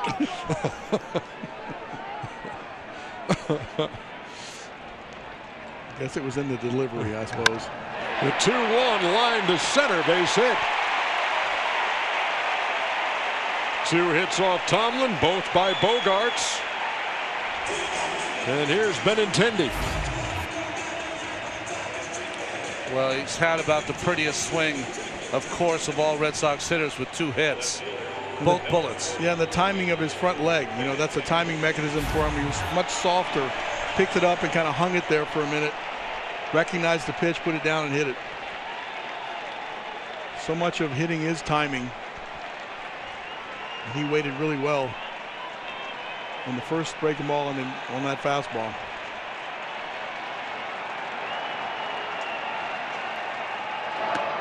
There's a strike to Benintendi, who grounded into an inning-ending double play in the second. Lindor, the shortstop, shaded over toward the bag,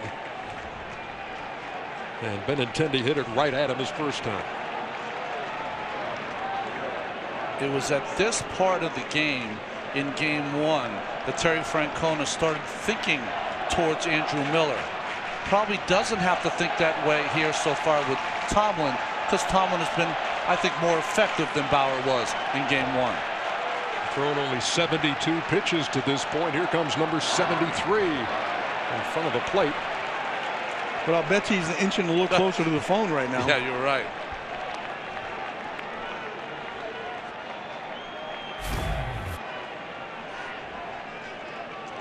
Well, this ball was way in front of home plate with spin to it.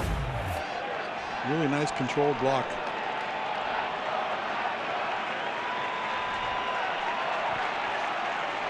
Throw over. Almost had him leaning. Well, Bogarts had 13 stolen bases this year, so he has speed. So you got to keep him close. Almost got him napping. Yeah, I wouldn't expect him to run though. Down 2-0. If you fall asleep over there and give it to him, yes, but I don't see him running right now. The 1-1. In the air to left. Crisp goes back, and he'll have to play this one off the wall. Here comes the throw to the plate. He's going to be safe. Bogarts beat the ramp, and the Red Sox are on the board.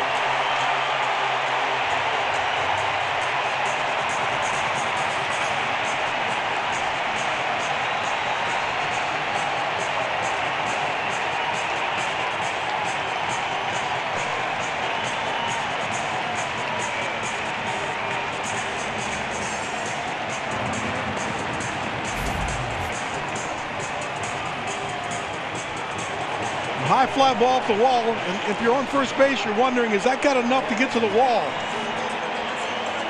Bogarts runs almost immediately, gives him a chance to be waved home.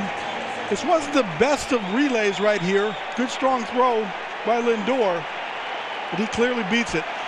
If Coco could have thrown a better ball to Lindor, he might have had a replay of what happened in game one in the first inning.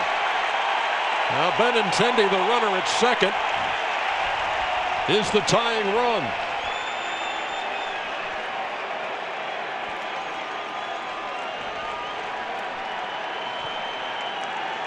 Sandy Leon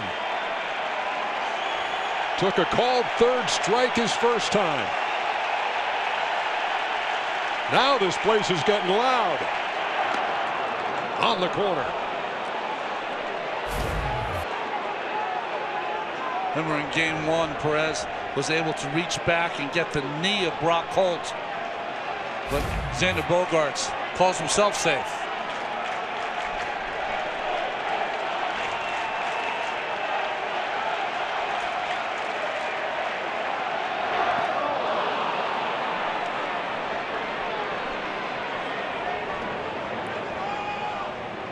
Dan Otero getting loose in the Indians bullpen. The Red Sox have gotten through to Tomlin here in the fifth, threatening for more. After the home run by Sandy Leon in the first game, he has seen a steady diet of curveballs down and in. No balls, 2 strikes to the Red Sox catcher. Nice block by Perez again. 1-2.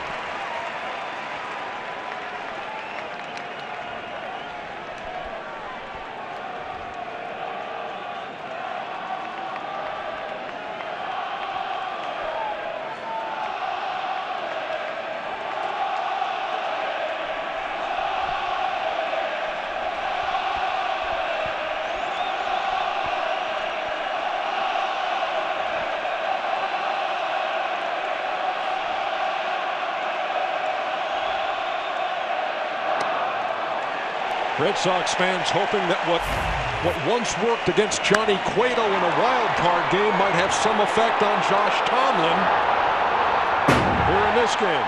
Yeah, we got a good look at Bogaerts reading it right now because he wasn't sure whether it was going to get caught, and he just flashes his really good speed. But I'd like to see him get around second base a little bit more as he was viewing the ball off the wall. Wouldn't have been so close at home. 2-2 pitch, and he got him. Just keeps throwing Sandy Leon that breaking ball. Can't lay off it.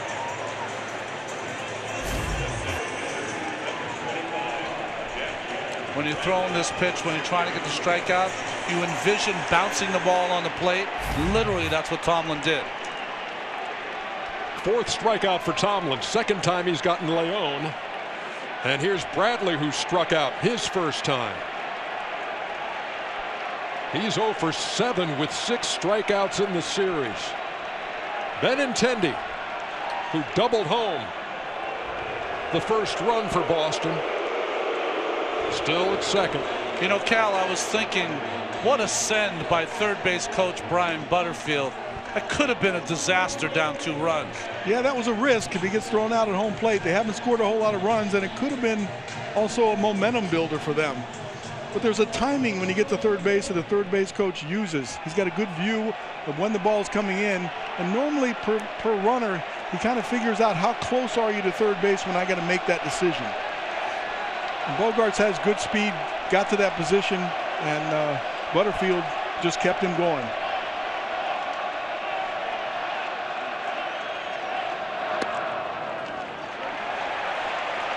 Jackie Bradley Jr. had the longest hitting streak in the American League this year at 29.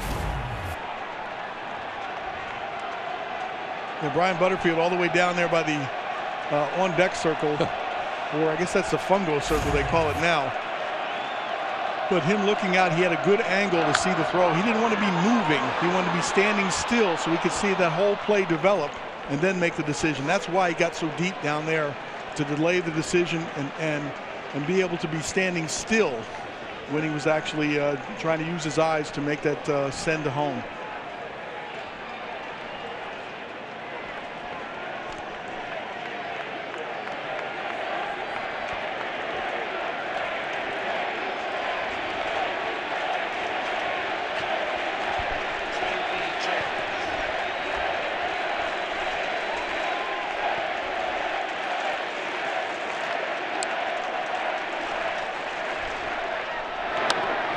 Hit on the ground to Napoli. He will win the race to the bag, and that'll do it for the Red Sox in the 5th, but they do get on the board. Andrew Benintendi, an extra base hit, scoring Bogaerts. Being played tomorrow, so if the Cubs were to put away the Giants, coverage will begin at 2:30. Send me a text, okay? I'd just like to say this. Check local listings. Okay. Yeah, I'll let you know, Ron. Okay. Hey, RJ, where are you?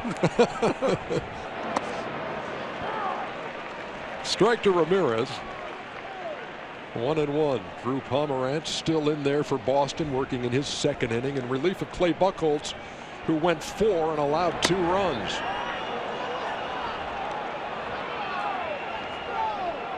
Switch hitting Ramirez turns around to hit him right-handed. Making this decision on the last day to pitch Pomerantz out of the bullpen to get him ready for the bullpen in the series. He might be the best starter that they have, even though he's relieving. Missed inside, 3-1. Ramirez started the rally in the 4th inning that netted the Indians 2 runs. Steady diet of breaking balls, but he's going to have to come to the fastball this time. He did. It was up high, and it's a leadoff walk for Ramirez here in the 6th. We are zipping right along here at Fenway. Now, these are the numbers I'm talking about the starters so far in this series. Not one of these talented pitchers have been able to make it through 5 innings. The Indians have had a lot to do with that. I'm sure Porcella and Price, they want to have a chance, a second chance in this series. They got to find a win somehow. Chisenhall walked and scored a run in the fourth. In that fourth, Ramirez singled to lead it off, and then Chisenhall walked. Crisp laid down a sacrifice bunt to get him to second and third, and Tyler Naquin came up with his first postseason hit after striking out 3 times and knocked in a pair. You know, we talked about the favorable at bats, 70% for the Indians, right-handed against left-handed pitching, left-handed against right-handed pitching, but it was Chisenhall against David Price with the 3-run home run, which was the key in game 2.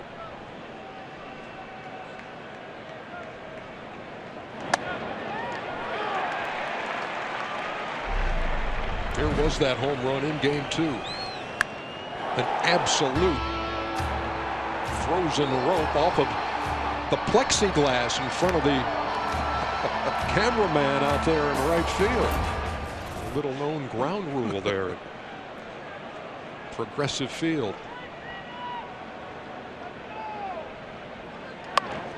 The bunt up towards second. Pedroia bare hands and throws him out. You know, Pedroia is the best at anticipating that bunt. He knows it's his responsibility. He shortens up, and as soon as that comes, he goes right to the ball. Ramirez has to go to the bag. Nice play. You know what's interesting, Cal, is that Pedroia had to slow up just a bit because he had to avoid the runner Ramirez, who was running to second base. He has a knack for that, and he just starts to sneak up. See him, he's coming. He's anticipating it, and you're right, he had to slow up to make that play. It makes it really routinely. Second sacrifice bunt laid down by the Indians in this game. First time it was Crisp, and the Indians made it pay off. There's a lot of teams that can't defense that. First baseman want to go over there and make that play. The runner can beat the pitcher to the mound, to the first base bag. The second baseman has to take charge on that play, and Dustin does it better than anybody.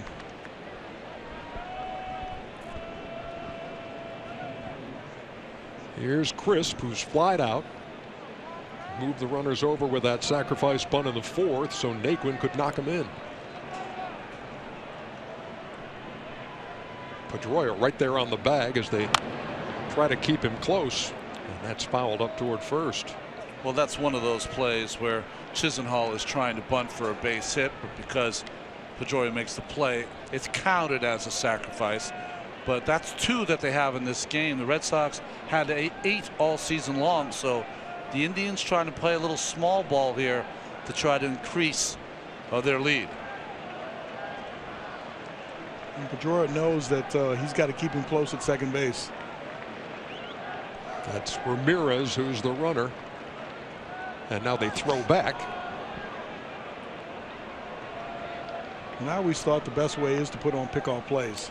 I think you're right, Cal. Even if it's not a great pickoff play, it lets the runner know that you can throw. Right, no stepping off and no faking, no saying back, you know, to try to do it. That seems to be sort of an ineffective way to do it. Put a pickoff play on and show them that you can execute it.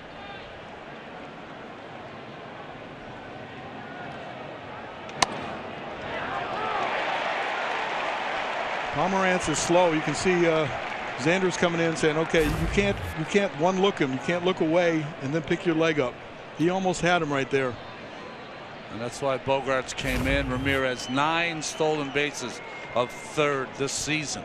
And many times the pitcher will look back at you, then take his head off and pause for a minute, then pick his leg up. You know, it's funny. There's pitchers that are amazing at holding runners on at first base, especially left-handed pitchers, and they can't hold runners on at second at all.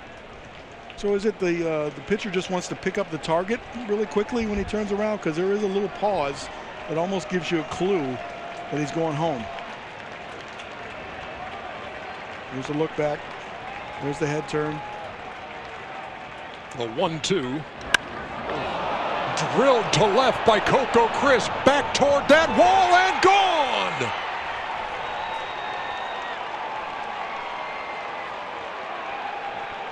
Coco Crisp haunts his old teammates with a 2-run bomb to left.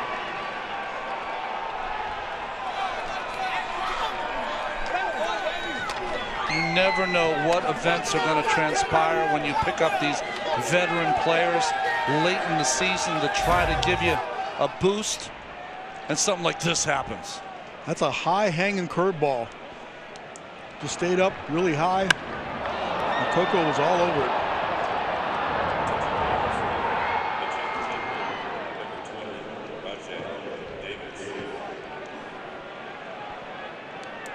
They're fired up in that Indians dugout with a 4-1 lead now. John Farrell on his way to the mound. Mound visit by a shortstop, worried about a runner at second base, sometimes takes your mind off the most important thing, the hitter in the box. And for the first time in this series, the Red Sox bullpen has been touched up for 2 runs here in the 6th. We'll be back at Fenway right after this.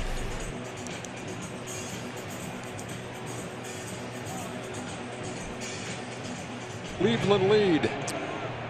Hasn't hit a home run since the ALDS in 12 when he was with Oakland. Rajay Davis is going to pinch hit for Tyler Naquin against Joe Kelly.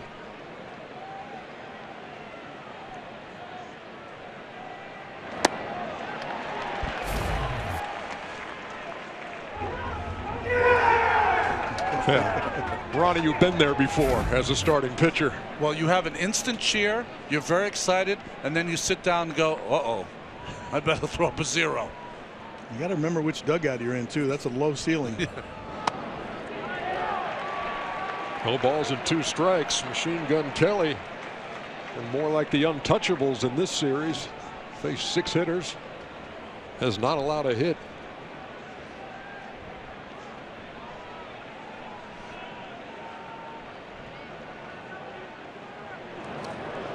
.53-footer. A ball and 2 strikes. For Cleveland fans, don't want to jinx you.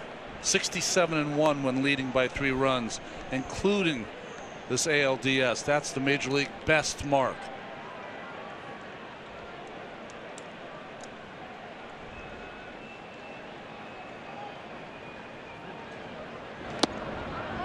And the count even, 2 balls and 2 strikes. Both those breaking balls a little bit too far out in front of home plate to get anyone fishing for it.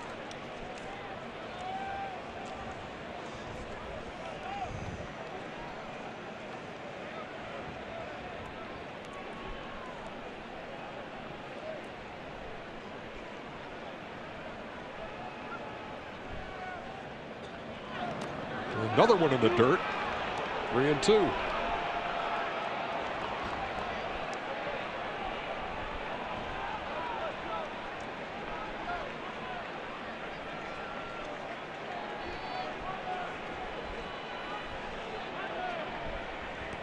Pretty sure this is the fastball, Ronnie. After those 3 breaking balls. Looked like he shook to a breaking ball, though.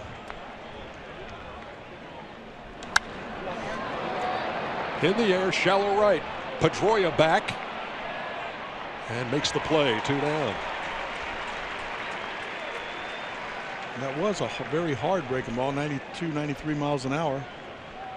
Got that over on 3-2. When you watch Joe Kelly as a starter, you'll see more of a larger breaking ball. Throws mostly out of the bullpen, 95 plus with that good slider cutter. There's a lot of guys over the years that were starters that went into the bullpen that threw harder and just went to 2 pitches. A strike to Roberto Perez, who's 0 for 2. Got robbed by Pedroia in the 4th on a diving play to his left.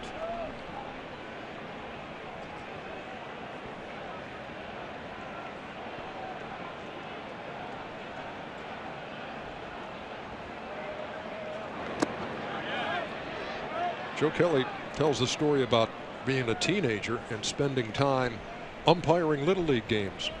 And in one instance, as a 15-year-old, he threw out a 40-year-old coach, told him to leave the ballpark. But he says that whole experience did give him a real appreciation for what these guys do at this level and how dialed in you have to be for every pitch of a ball game.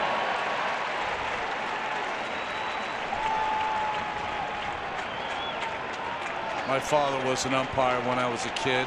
I would never go to the games. The things that are yelled at umpires, young kids shouldn't have to listen to.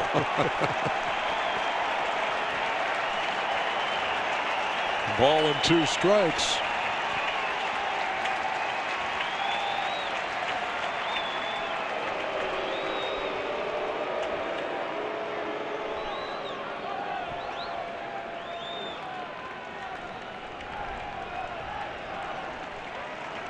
Ramirez started the inning with a walk. Coco Crisp unloaded a 2-run homer with 1 out.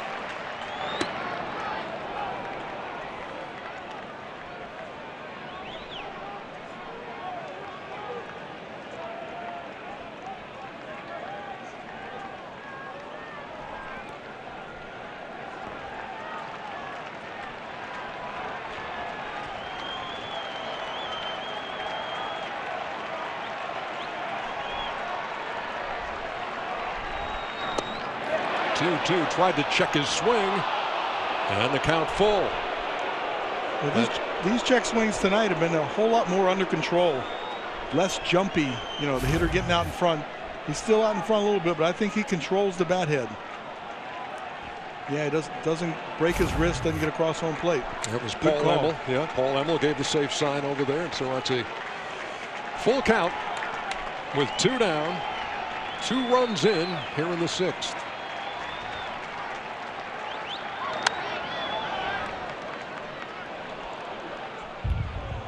Remember Pedroia's check swing to end the 1 game. He got out there a little bit too far.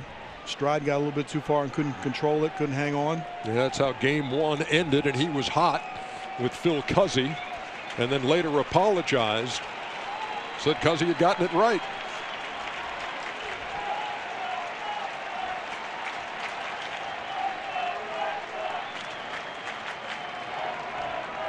Again, the 3-2.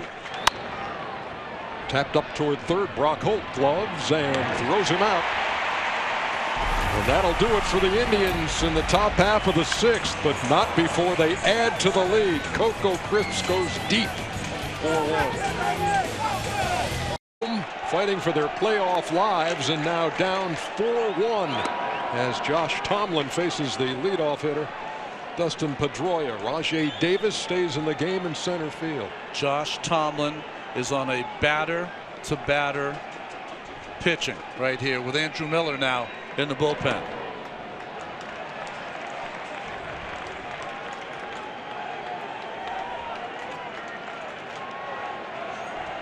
Andrew Miller appeared in the 5th inning of game 1, worked a couple of frames, 40 pitches as the Indians took the opener. On the corner, a ball and 2 strikes to Pedroia, who's 0 for 2. Has twice grounded out to Ramirez at third, and is now 1 for 10 in the series. Into left field, leadoff base hit here in the 6th.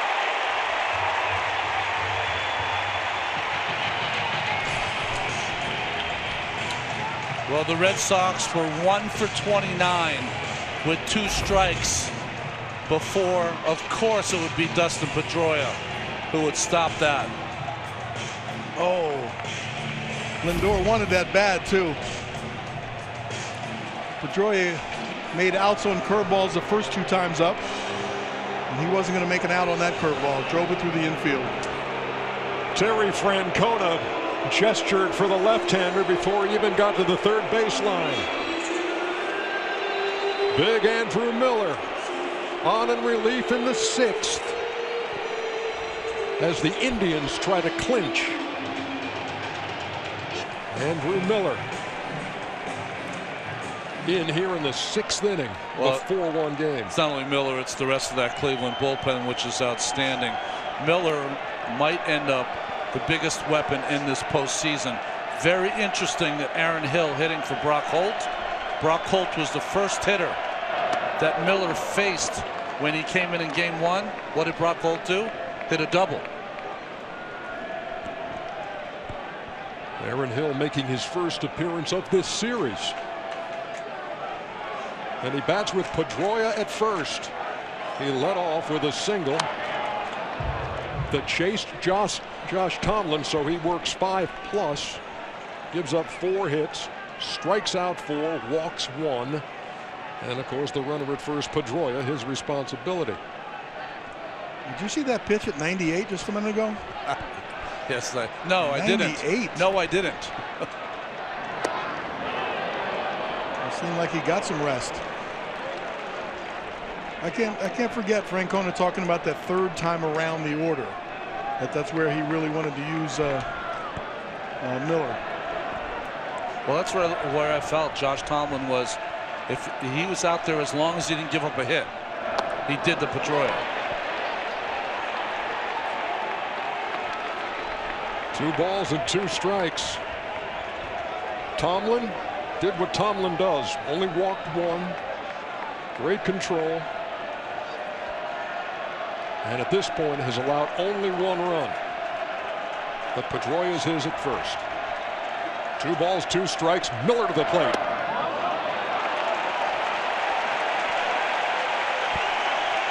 Good sharp breaking ball to go along with that 98-mile-an-hour fastball. Somehow Hill laid off of that.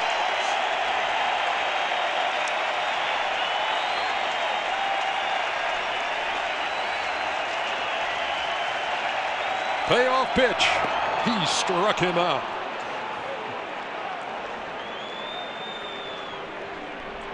I mean, imagine having the weapon of a 98-mile-an-hour fastball. You get to a 3-2 count, and you go back to the slider. Almost not fair.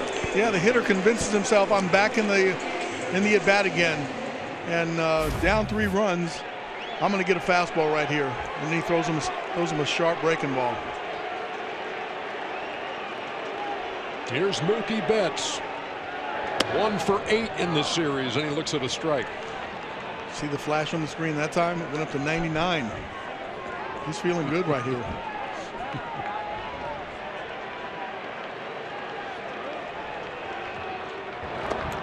You never know how a career is going to go.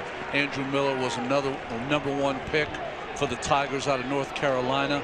They thought he was going to be the next Randy Johnson, a starting pitcher. Struggled for a long time, and it really wasn't until he got here in Boston in 2011, 12, 13, 14 that he found his rhythm as a reliever. Deep to left field. Back toward that wall, and it's off the wall. Pedroia to 3rd. He'll hold up there. They're at 2nd and 3rd.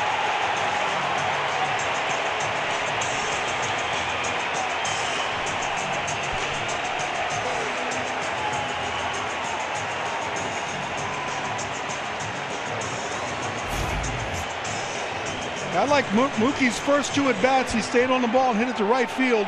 He catches the breaking ball a little bit up. And he bangs it off the wall for a double.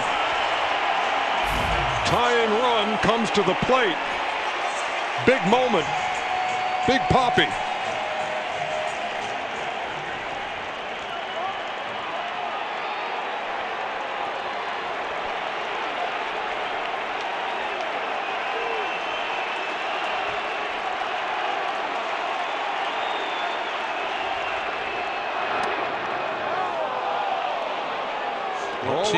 Ortiz with a flinch there. He struck out against Miller in game 1. That at bat was a big overmatch at the time. That breaking ball starts inside Adam. Ortiz flinched, came back over the plate.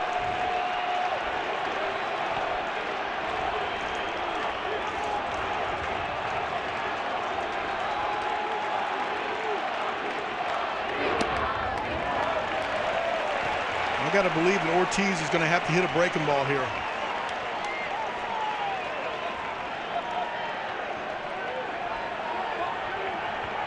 As hard as it is to stay in when someone like Miller, lefty on lefty, Big Papi can do it.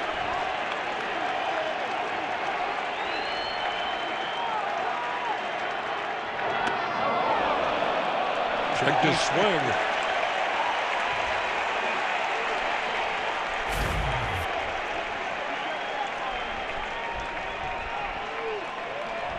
Check swing as well. Started the bat just a little bit, but held up. Was he thinking in his mind, I'm going to get a fastball, or I'm still waiting for that breaking ball? I got to believe breaking ball still. The 2-1, line to center. Davis on, makes the catch. Here comes the throw to the plate. It'll be late. Pedroia scores, and it's 4-2. Boy, Ortiz hit that ball right on the screws, but Davis made the play in center. Boy, Cal, I don't know if he sat on that breaking ball, but that's as good a swing as you're going to see by Big Papi. Yeah, he showed you why he hit so many home runs and drives them in. He was sitting on that breaking ball and just a little bit unlucky lining it out. Davis made a nice running play. Used every bit of the glove from the heel all the way to the end to catch that ball. Remember, Davis just came in this sitting after pinch hitting for defense. First RBI of this series for David Ortiz, and it makes it a 4-2 game. That run charged to Tomlin. Close the book on him, allowing 2 runs in 5+ innings. Here's Hanley Ramirez.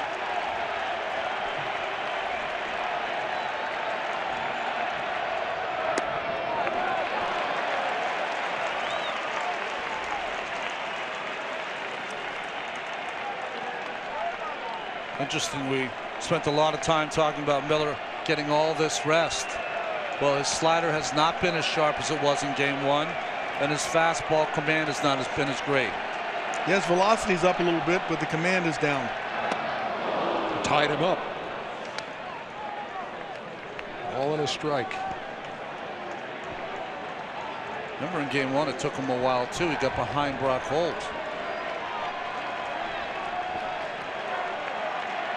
2-0 before Holt hit that double.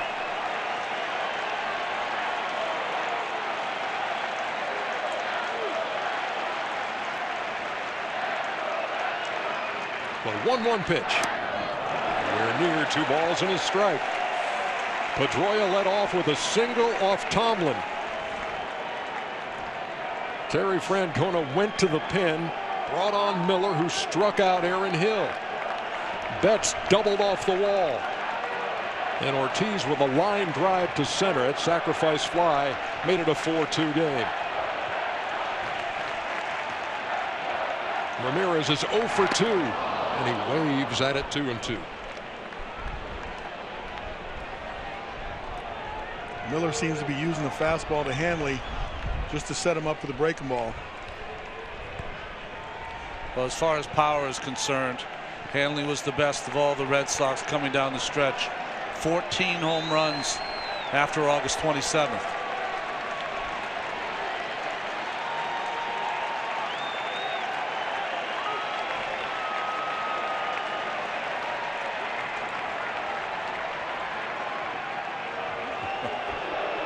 A little trouble getting the right sign. They're using a sequence of signs with the guy on second base.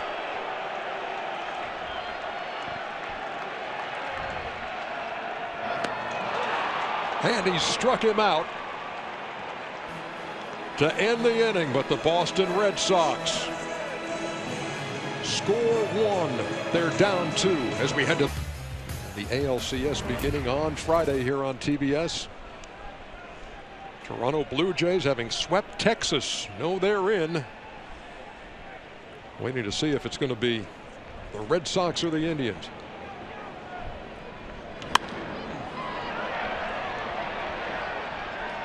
Carlos Santana leading it off here in the 7th against Joe Kelly. Funny, Aaron Hill is a new third baseman, but his first position is to play second base as he comes in. Shift is on. It's interesting how some second basemen, Holt played up there on the grass. Aaron Hill plays a little, up on the dirt. Aaron Hill plays a little bit more right at the edge of the grass. You don't want to get caught in between hop that hits the grass and the dirt at the same time. So either you want to play deeper or you want to play a little shallower.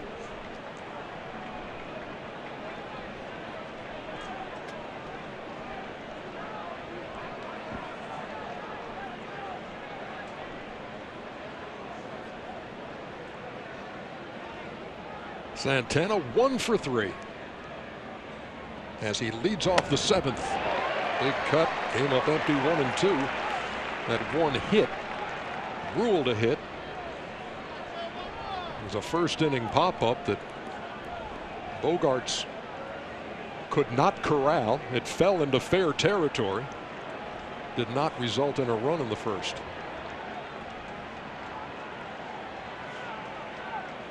He's also grounded out and struck out. The 1-2 from Kelly.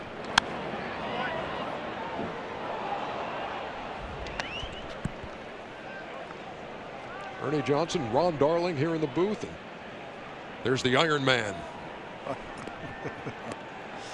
It's a good view. Where are you guys? We're in the traditional spot.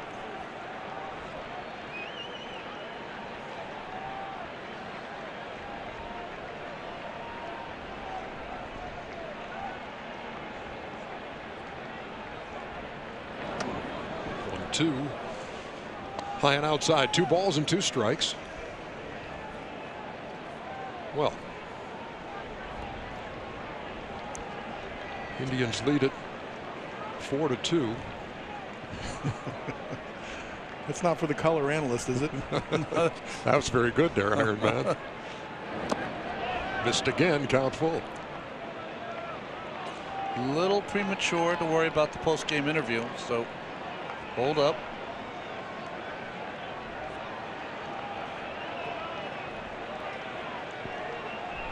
Maybe it's for luck. There you go.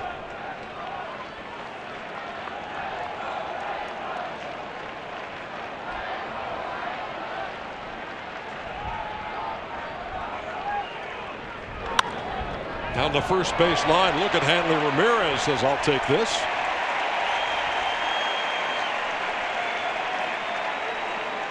Casey Stern standing by in Atlanta. What's up, Case?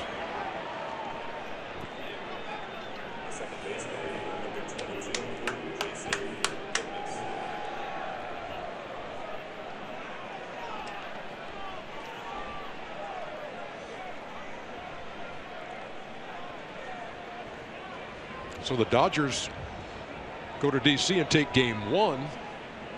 Nats respond with 2 straight, and now they're on the brink of moving on.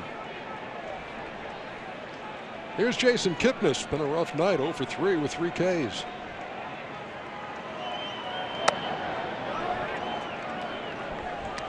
Came into this game 4 for 7 with a home run and 3 RBIs in the series.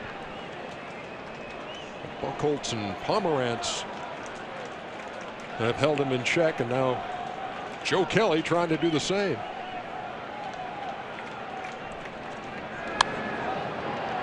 Joe Kelly effectively pitching backwards. He has a 98, 99 mile-an-hour fastball. Within 1-0, 3-2 counts, he's gone to the breaking ball.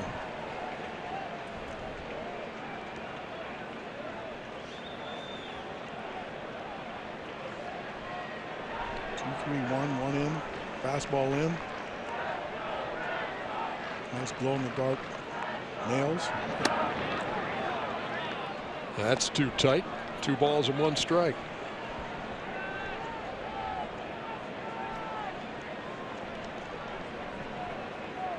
See if the pattern stays there. Fastball in.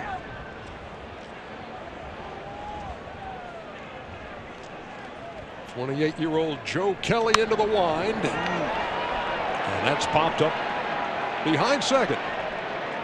Pedroia's got to stick with it. See, there's a little wind out there that's moving that ball around, and Pedroia made the play. Is it just me, or has Pedroia made every play tonight for the Red Sox? That was a good ball to see that it was moving around. Out here you can see the wind catch it a little bit and push it. Pedroia didn't take his eye off of it and kept backing up. Francisco Lindor is 2 for 3 as he stands in here in the 7th. Cleveland on top, 4-2. A win away from advancing to the American League Championship Series.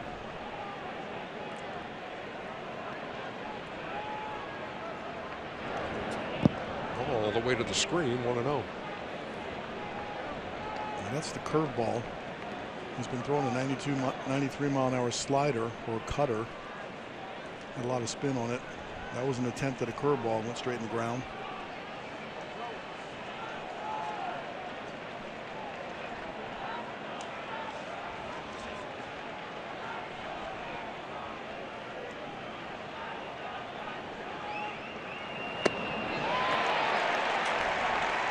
Lindor has improved himself all the way around. Made quite a splash when he came up last year, but has reduced his errors at shortstop.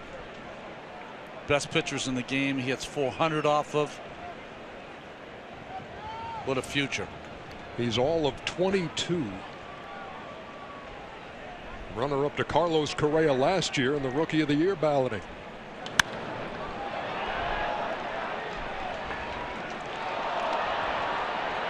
Foul ball hit the top of the roof and then bounced back into the seats behind the Indians dugout. Born in Puerto Rico, went to high school in Florida and has a home in the major leagues.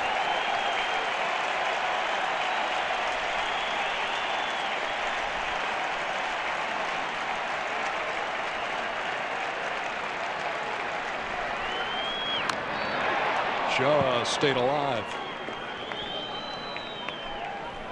Indians with 2 runs in the 4th, 2 more in the 6th.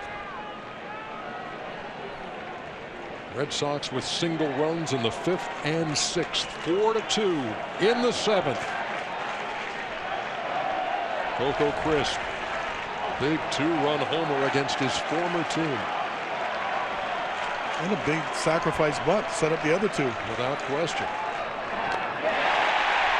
Lindor goes down swinging. Joe Kelly stays hot.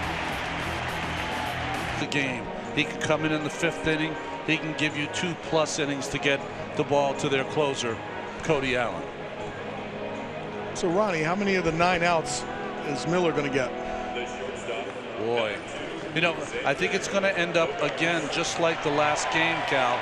I think there's about a 40-pitch window for him to work with, and that's how many outs he's going to be allowed to get. The only issue you have now because of yesterday's rainout is that you're going to be playing every day. No days for Miller to rest. So if he does go 40 pitches, it's going to be difficult to bring him back tomorrow. So that's something Francona's got to keep in mind. That's right. You know, do you go for it right now and push him all the way and then handcuff yourself a little bit if the games go till tomorrow and the next day? I think Francona's told us, you get a lead, I'm pushing for it right now. He knows how hard it is to win in this ballpark. Xavier Bogaerts leads it off in the bottom half of the 7th inning. He's 2 out of 2 and has scored a run.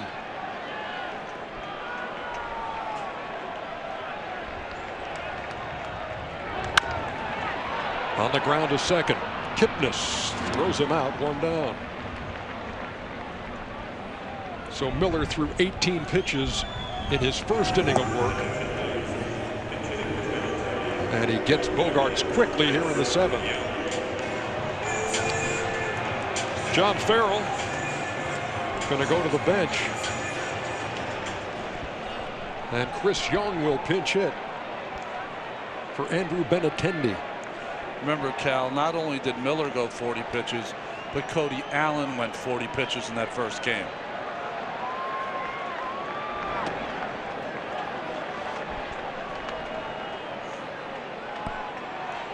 This is Young's first appearance of this series. Earlier we saw Aaron Hill for the first time.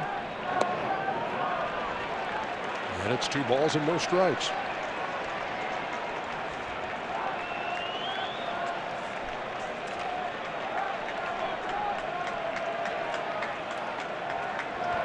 Young played in 76 games, hit .276. 9 home runs and 24 runs batted in. Steady diet of breaking balls here. Here comes the fastball. It's 3-1. Seems like he has more command of the breaking ball right now than he does the fastball.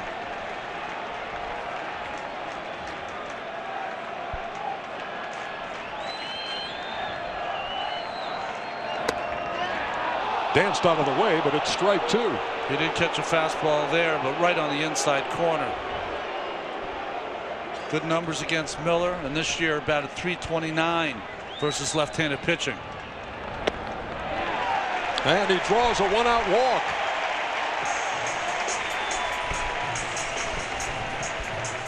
Good at bat right there. Laying off the tough 3-2 breaking ball. Saw it very well.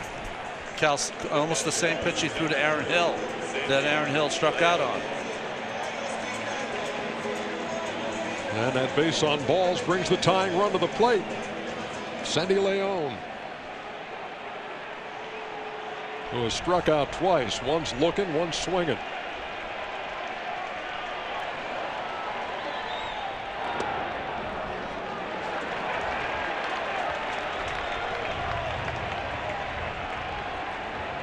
Strike zone had that inside. That looked like a pretty good pitch. Breaking across the plate.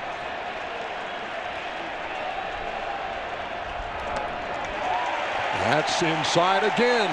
2 balls and no strikes. Terry Francona went to Andrew Miller after Dustin Pedroia led off the 6th with a single. Mookie Betts hit a ball off the wall. Runners were at second and third, and Ortiz with a sacrifice fly made it 4-2. That's where we stand here in the 7th. Just like Young, the switch hitting Leon, .373 average versus left-handed pitching.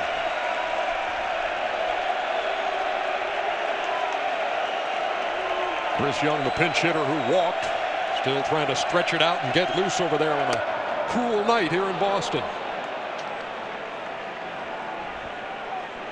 29 pitches already, only 15 of them for strikes.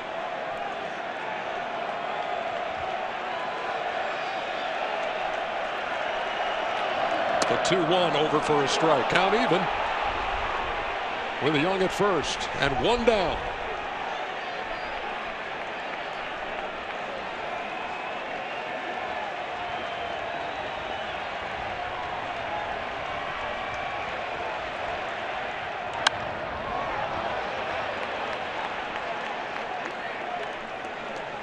I got to believe this is his last inning.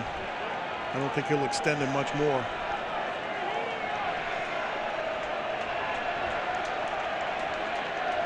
Sitting on 31 pitches with 2 more outs to get in the 7th. 2-2 pitch. Hit to third. And Ramirez made the play, and Young alertly throws on the line drive and goes back to first. Well, good at bat by Leon and better base running by Chris Young at first base. Yeah, you absolutely cannot get doubled off on a line drive when you're down 2 runs. What'd your dad teach you? The flat foot lead? Used to be the short flat foot lead. So you wouldn't take too much of a secondary lead. You wouldn't lean out there and get doubled off. There are times when you just can't get doubled off. And that was one of them. I talked before the game, the baton has been passed. This franchise, as it moves forward, the 3 Bs are going to have to be the heroes. Bogarts has a hit, Betts has a hit, Bradley does not. He's 0 for 2 and now 0 for 8 in the series. Another strikeout, 6 in the series, and quickly behind 0-2.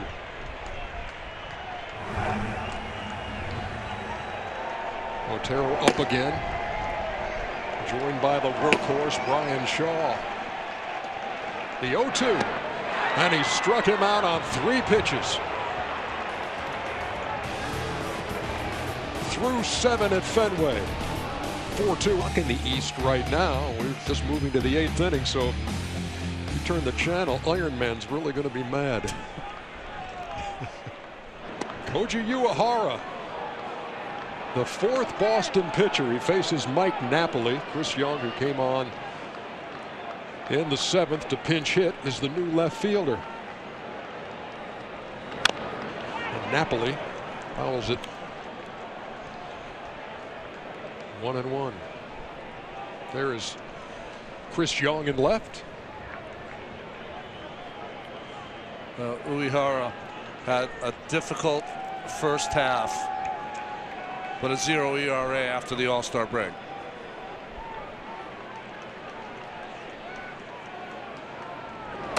Talk about Big Papi in his last season at the age of 40. Uehara, 41 years old. Had those 10 years in Japan.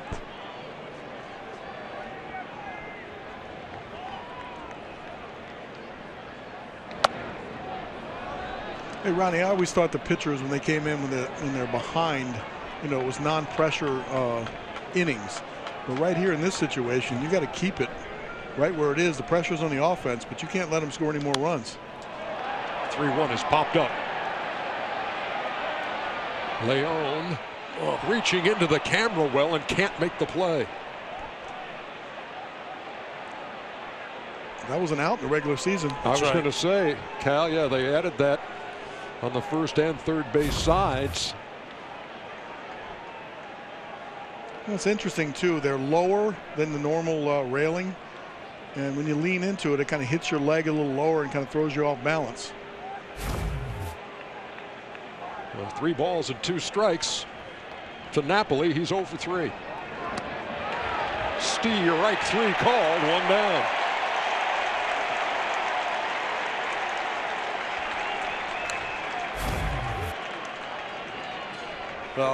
Well-placed fastball right on that inside corner. And to answer your question, Cal, you're so right. I mean, in these games, especially an elimination game here for the Red Sox, it's just so important that Uehara does not allow another run. When you look at the Boston lineup, you got Pedroia leading off, Big Papi, of course, in that cleanup spot. If you want a historical finish to a game, you need a 0 here. It's not a shutdown inning necessarily, but it is a shutdown inning. Jose Ramirez has scored 2 of the Indian runs. This ball's hit pretty well to right. And what a catch by Mookie Betts, running away with his back to the plate.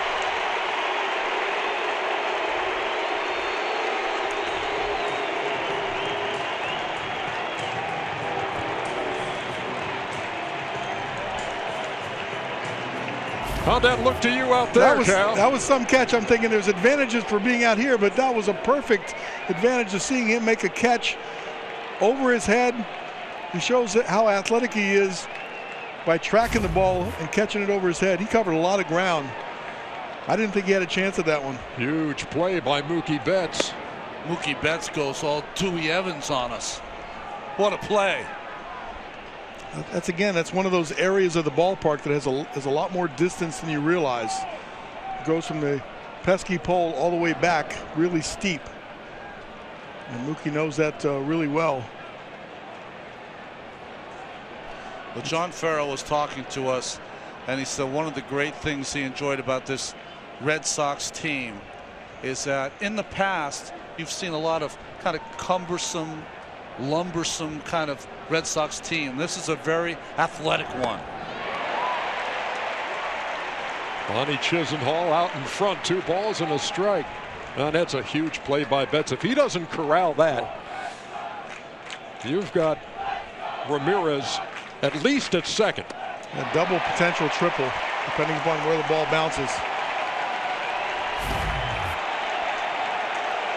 It looked like he turned on the jets, turned on the speed. And the ball carried a little bit too in that little gap. That's 380 feet away from home plate. The 2-2 is tapped toward short. Bare hand play and great throw by Bogarts. A 1-2-3 inning for Koji Uehara. Still a 2-run game as we head to the bottom of the 8th. Time at Fenway Park. Bottom of the 8th. Red Sox down 2. Top of the order. Torey Lovullo and John Farrell trying to figure out these last 2 innings as Brian Shaw comes on for the Indians.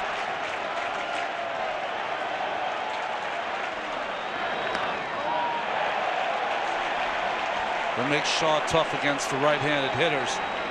He's on that third base side of the rubber, throws across his body, kind of crossfire.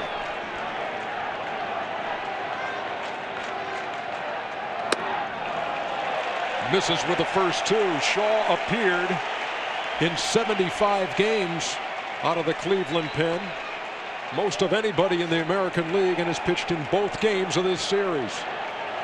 The 2-0 to Pedroia. There's a strike. Shaw's the only reliever for the Indians that's given up a run. That run was a home run to Brock Holt, who no longer is in the game. Batted for last time up by Aaron Hill.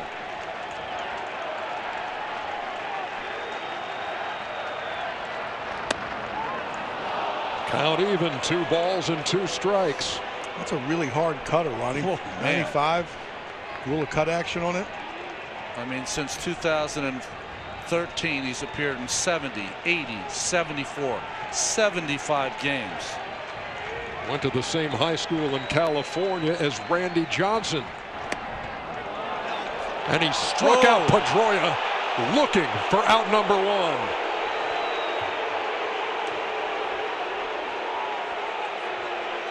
John Farrell's got to come and get Dustin before he gets thrown out of this game. It looked like it might have been high enough. It's borderline right at the bottom. Strike zone has at the bottom of the strike zone. I think that has to do as much with the call as it is with the frustration of the Red Sox in this series. Perez presented it really well. Got down on one knee and caught it up. Travis Shaw to pitch hit here in the 8th.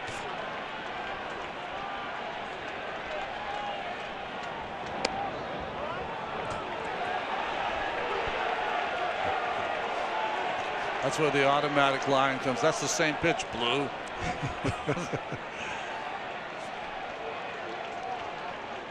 Perez is making himself really small. He's getting down on one knee trying to get that low pitch. Again, Shaw behind the hitter. Shaw played some third, some first, some outfield. 145 games and hit 16 home runs. Right side, past Kipnis into right field for a 1-out hit.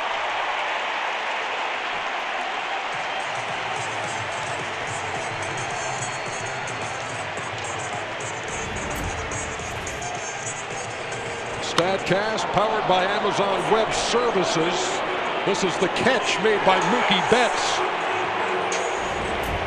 in the top half of the 8th. Now he comes to the plate, and he's the tying run in a 4-2 game. I liked his at-bats tonight. You know, went to right field the first couple times. Got a base hit the last time. He seems like he's got his timing down a little bit.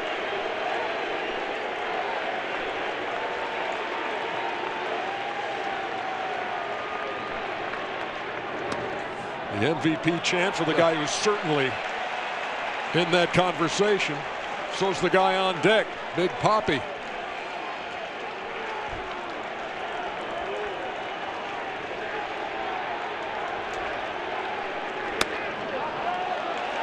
Ryan Shaw misses as he nibbled at the corner. 2-0.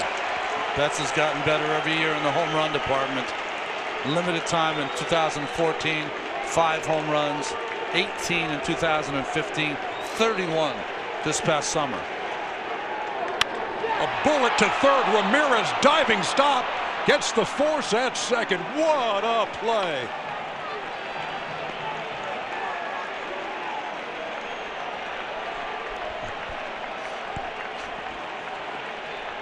Cleveland's flashing the leather. Whoa. That was a rocket to third. 2-0 bullet. Dives on the backhand, turns around, Nice play right there, just to take one, not try to get a double play out of that. Catches it right in the end of the glove. That's going to be all for Brian Shaw. Cody Allen gets the call. We'll be back.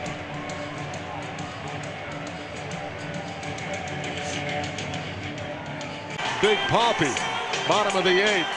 He represents the tying run in what could be his last at bat. Yeah. Well, Cody Allen, the closer, in for the 4-out save. Big Poppy 2 for 6 lifetime off Allen. No home runs.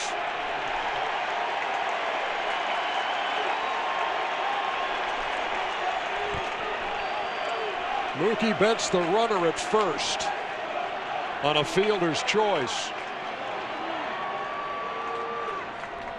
1-0. Look at this Indian shift. Jason Kipnis is nearly at Pesky's pole. He is in deep into right field. Yeah, it looked like David Ortiz picked his leg up a little bit higher that time. He was all ready for that first one, just a bit high.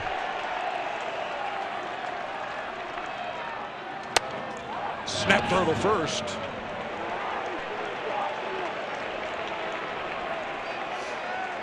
Perez trying to catch Betts wandering off the bag. Both these catchers love to show off their arms. Last 32 postseason at bats for David Ortiz, 6 home runs. Long ball here, ties it. 3-0. Pretty sure he's going to be swinging here. If there ever was a time to swing 3-0. This is it. 2-0 slider, though. Got to sit dead red and hope to get it.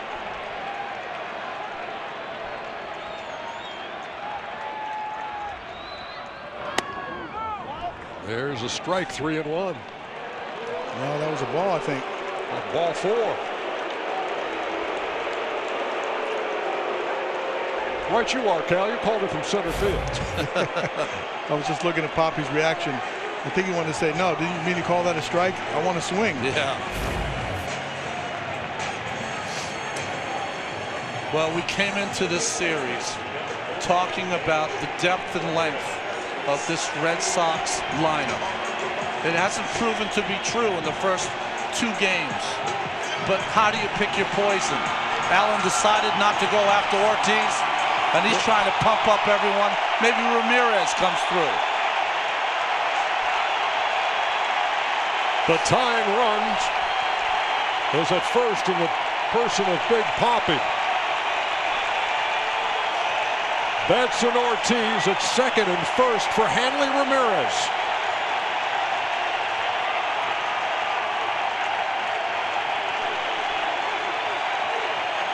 Cody Allen to the plate.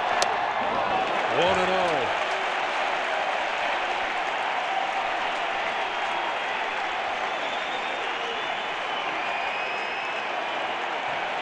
That's a small sample size. Again, August 27th. Since then, 14 home runs from Hanley Ramirez.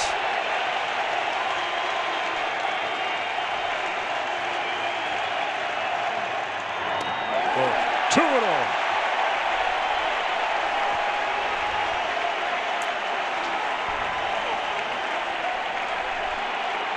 Closing out game 1. A little different than closing out a series in Fenway Park.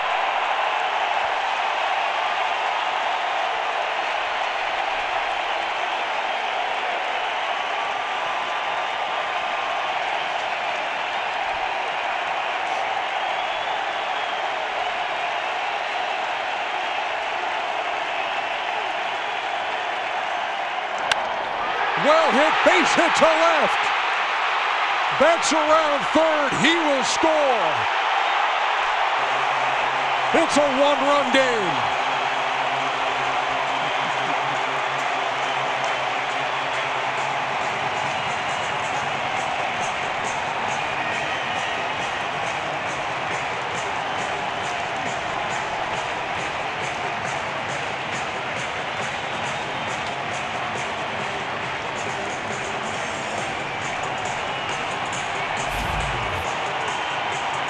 Well, at some point, Shaw had to throw a strike. He came into Ramirez and luckily kept it down enough because Hanley jumped all over it and hit a bullet to left field. Mookie, great speed, scores easily. Yeah, you wondered if they're going to pinch run for Big Papi at first base, but once he got to second, they're going to take a chance on scoring him right here. The roar from the Fenway faithful for Ortiz. Lifted for a pinch runner, Marco Hernandez.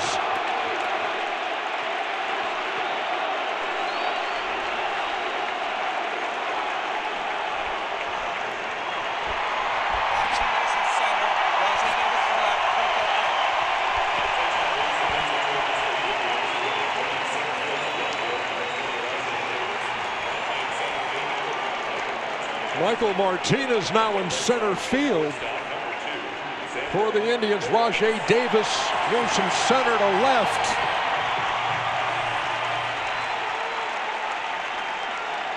It's a 4-3 game.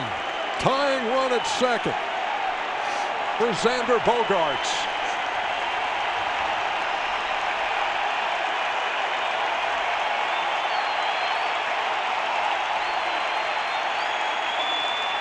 He's 2 for 3 and has scored a run. In the dirt, Perez smothered it. Boy, some real nervous pitching from Allen since he's taken the mound. Yeah, you can feel a shift. The Red Sox hitters are more patient. They're getting ahead in the count. And when they get a pitch to hit, they're not trying to hit a 5-run homer. They're trying to just hit the ball hard.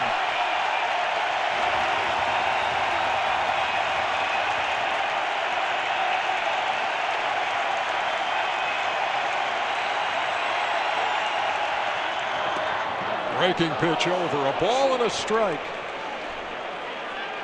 Hanley Ramirez with a run-scoring single has cut the gap to 1.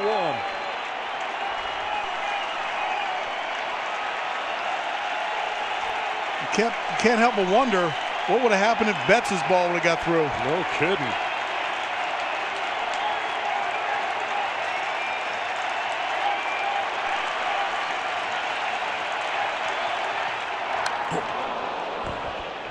One ball and 2 strikes.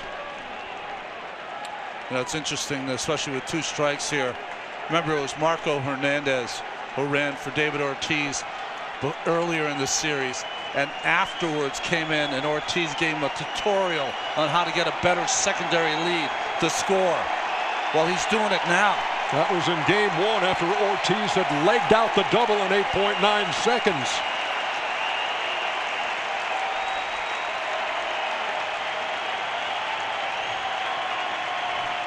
Bogaerts waiting. It's really great. 2 outs, 2 strikes. You're going on the swing. If you're the runner, you see him start to swing and get a little extra jump. Got a good jump on that swing. Another tutorial. And the Red Sox fans hoping that's not the last they see of David Ortiz in his spectacular career. 2 outs, 2 strikes. Your only read is the swing. Get a good jump.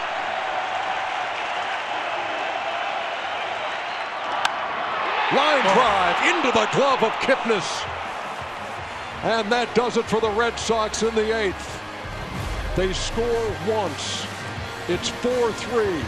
We head to the 9th.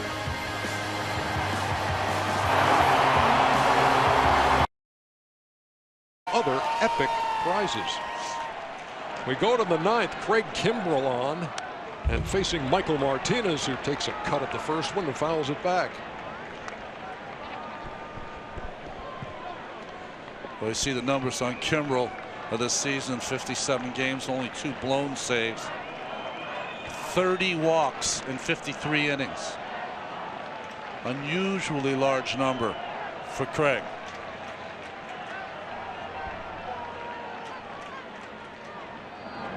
Martinez shortened up as if to bunt and took it. 0-2.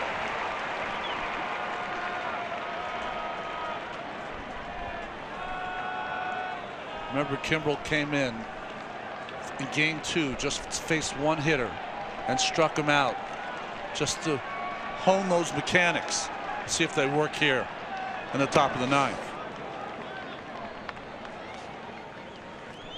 Fastball, big slurby breaking ball.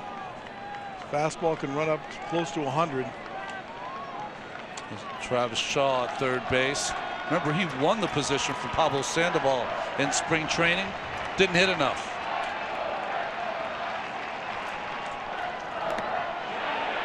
Did he go? Yes, he did. Vic Carapazzo rang him up down there at third. 1 down.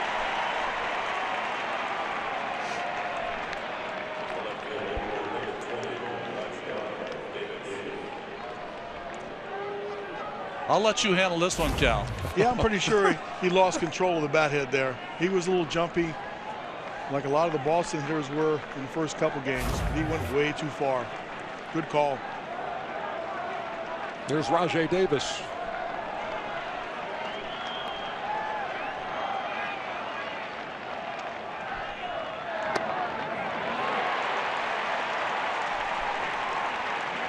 Kimbrel, the 5th Boston pitcher in this elimination game. Started by Clay Buchholz.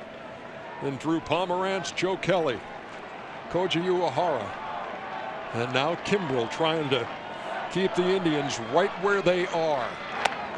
Tied him up inside. 0-2. The fastball had a lot of life on it, a lot of run. After starting him off with a breaking ball, the fastball got on him way quicker than he thought.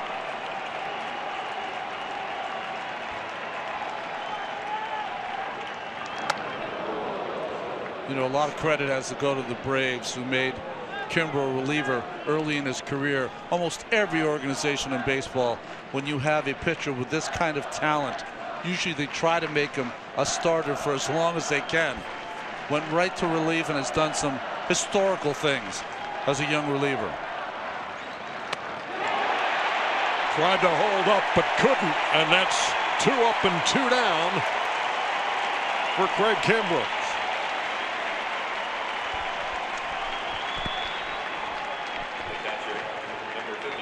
Stay tuned after the game for the postseason show on TBS, presented by the Lincoln Motor Company.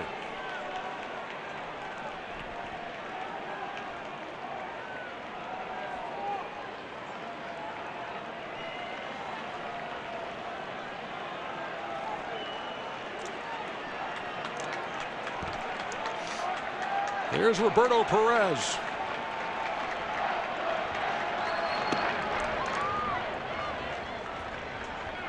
Looking ahead to the Boston half of the 9th. 7, 8, and 9 are due.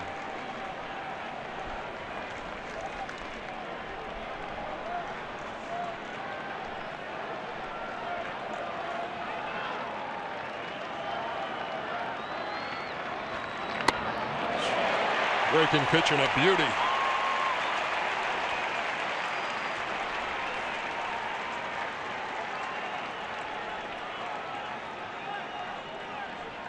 Perez is 0 for 3. Coco Crisp. Huge 2-run jack in this one.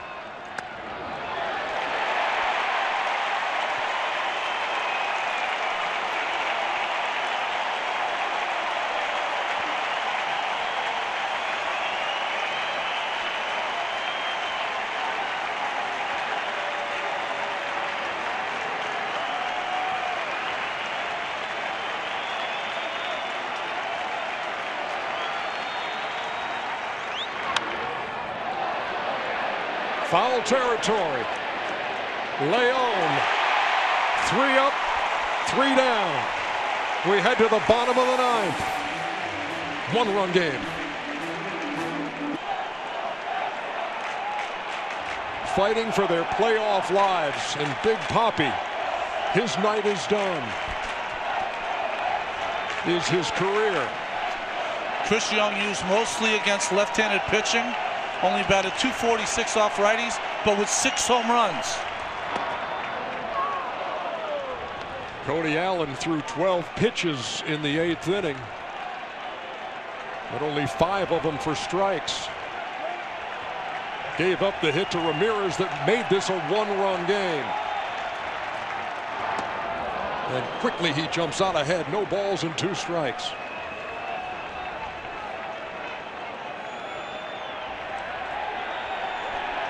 Young came into the game in the 7th inning and drew a walk. Cody Allen this season, no blown saves on the road. This is not your garden variety road game.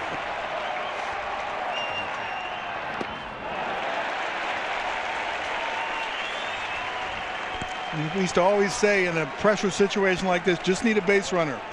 Don't think about the home run. Don't think about being the hero. Work your way on. Have someone get on. Just one base runner. That's all you need. 1 ball, 2 strikes. Allen into the wind, and here it comes. In the air to left. Rajay Davis settles under it and makes the catch. 1 down. Wind is playing with that fly ball, pushing it more towards center field. And Young had a pitch to hit. Popped it up. Here is Sandy Leon. He's 0 for 3 tonight, but did homer in game 1.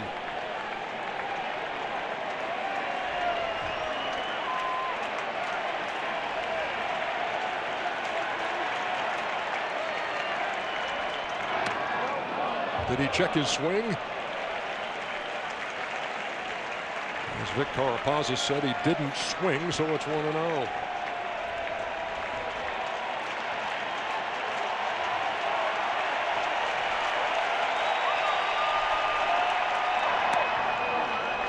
Two balls and no strikes.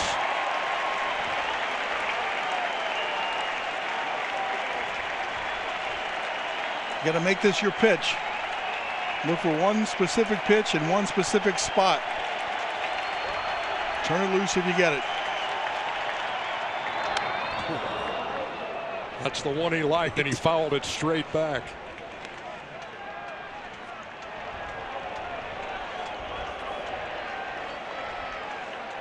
Nothing more Big Papi would like than to be in uniform again tomorrow for a game 4.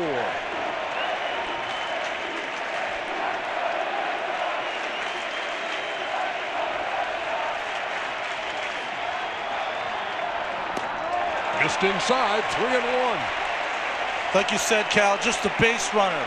And as miserable a series as Jackie Bradley Jr. has had, boy, wouldn't he love to come up with a man on.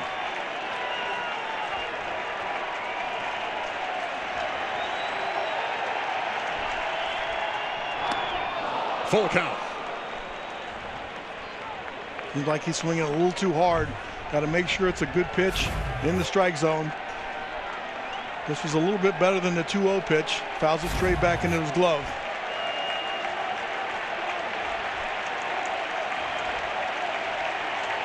Three balls, 2 strikes. Here it comes. Strike 3 call, 2 down.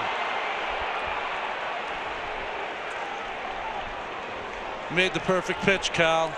Inside on the corner. Yeah, it looks like it was going to start a little in. Stays right on the inside edge. Yeah, couldn't make a better pitch than that. You know, Perez was sitting on that outside corner. That's where he wanted it. Reached across his body, and he caught that inside corner. The Indians are an out away. Jackie Bradley, 0 for 9 in the series, has struck out 7 times. He danced out of the way of that one. 1-0.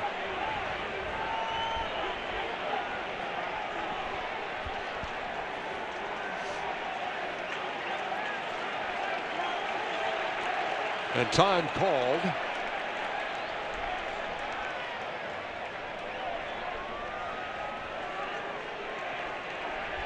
And now we're ready to go. Bradley Jr.'s got to remember, everyone wants to be a hero here. Just get on base. Got a pretty good hitter behind you.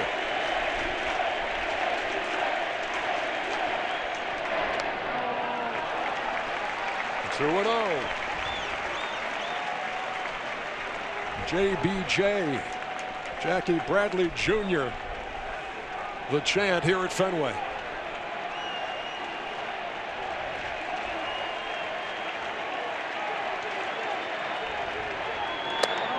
Nowhere near 3-0. Yeah, it seemed like he was taken all the way. I don't think that's a bad play with Pedroia up next. If you're swinging well, right, you got a chance to pop a ball at the ballpark, that's one thing. But right now, he hasn't been. Who's going to make him come in there in the strike zone? Right down the middle, 3-1. So if you're taking 2-0, you're taking 3-1. No. No, I think you got to look for a pitch. Base hit. To get something more than that. Cut through it, 3-2. Really has been Jackie Bradley Jr.'s issue all series long. To me, in watching him, I see a bigger swing than I saw all season long.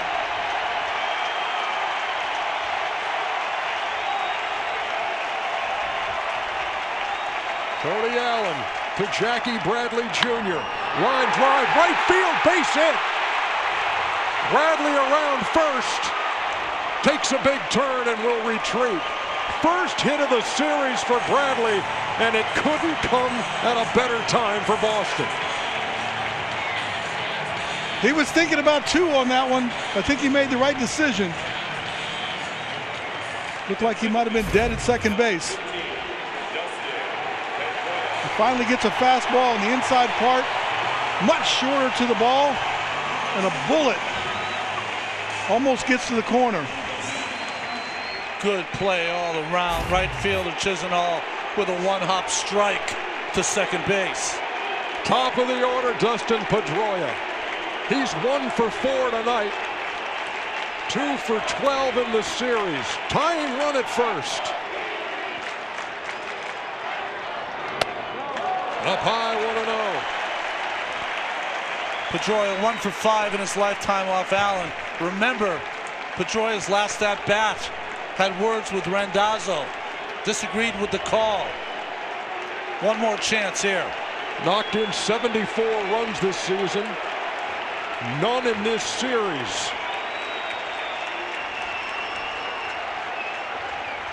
The 1-0.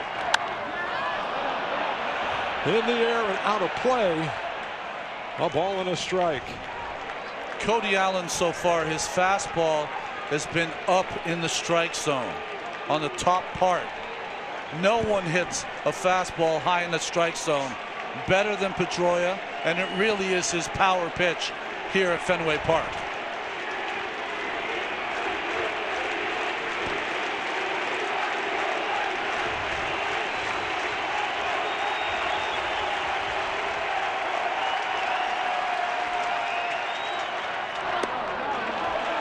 Two and 1.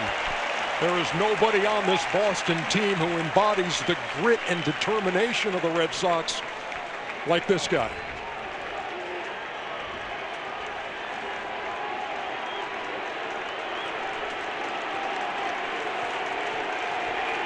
Jackie Bradley Jr. represents the tying run. He's leading from first. Pedroia takes high. 3-1. Trying to keep it on the outside edge. Terry Francona's favorite player when he was the manager here for the Boston Red Sox, Dustin Pedroia.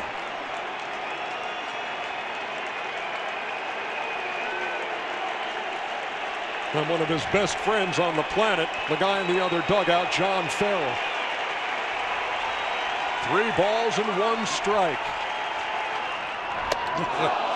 And again, the Cleveland Indians are a strike away. Ball 4, but again, that's the pitch that he's trying to think about. I don't want the ball up out over the plate. A little too high.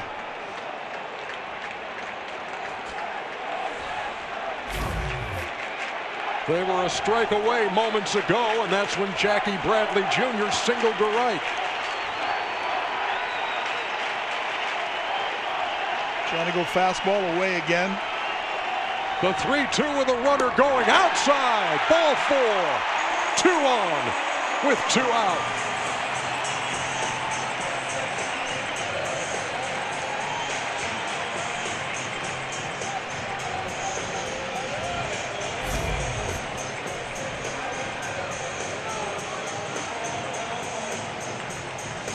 It was almost like in that at bat as Mickey Callaway comes out to talk to his closer. Like the 3-1 count, Cal, Pedroia said, I'm swinging no matter what, trying to hit it 400 feet, and then he went back to being a hitter at 3-2. Yeah, convince yourself he's going to groove one.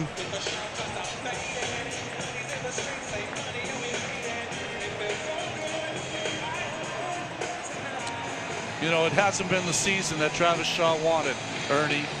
Won the job at third base over Pablo Sandoval. Didn't really hit enough or field enough to keep that position. And here he is with a chance to make up for it all. And his first at bat of this series in the 8th and single. He bats now with the tying run at second. The winning run at first. In a game the Red Sox must win to preserve their season.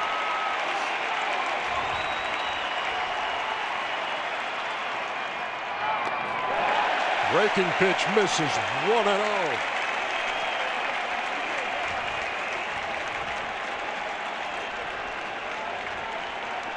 Travis Shaw, homegrown product, drafted in 2011.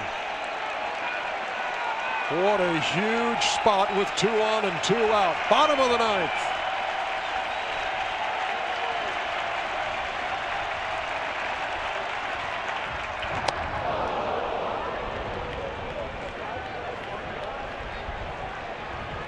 Is living and dying with every pitch here at Fenway. Nobody's sitting. And the hard part about this at bat is that you're trying to control your emotion and not get big. Stay short.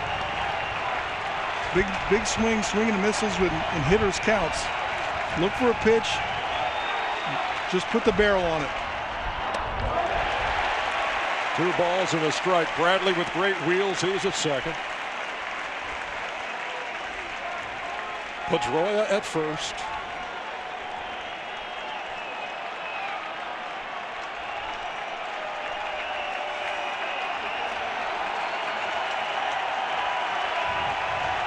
Allen's already thrown 37 pitches.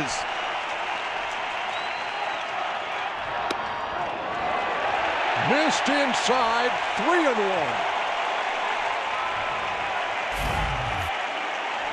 Allen has been trying to be so precise, but you notice every time the ball is called away from Perez, he's not able to hit that spot. Holding on to it too long, ends up inside.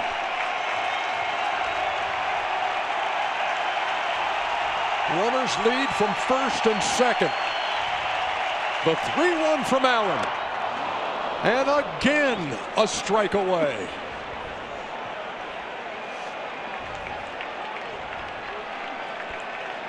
Three and two outs. The runner's going to be moving. Can't fall for the inside move. Don't worry about getting a big jump. You'll score on a base hit. Bradley and Pedroia the runners. Here it comes.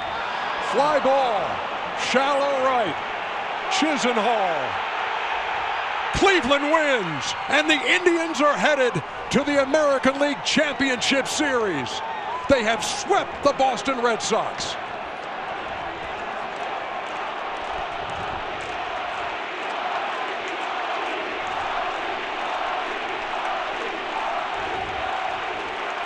And you hear the crowd with the chant of Poppy.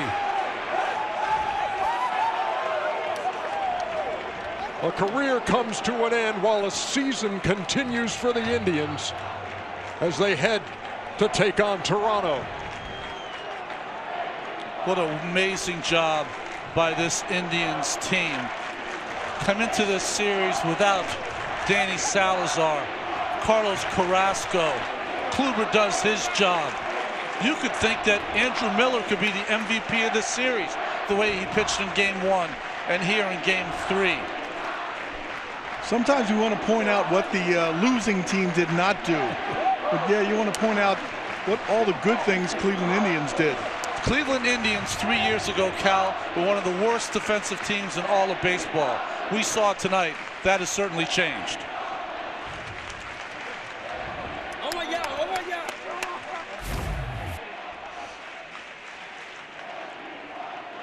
Got to be a hard pill to swallow for one of the greatest players in the history of Red Sox baseball. And he was really hoping to play tomorrow.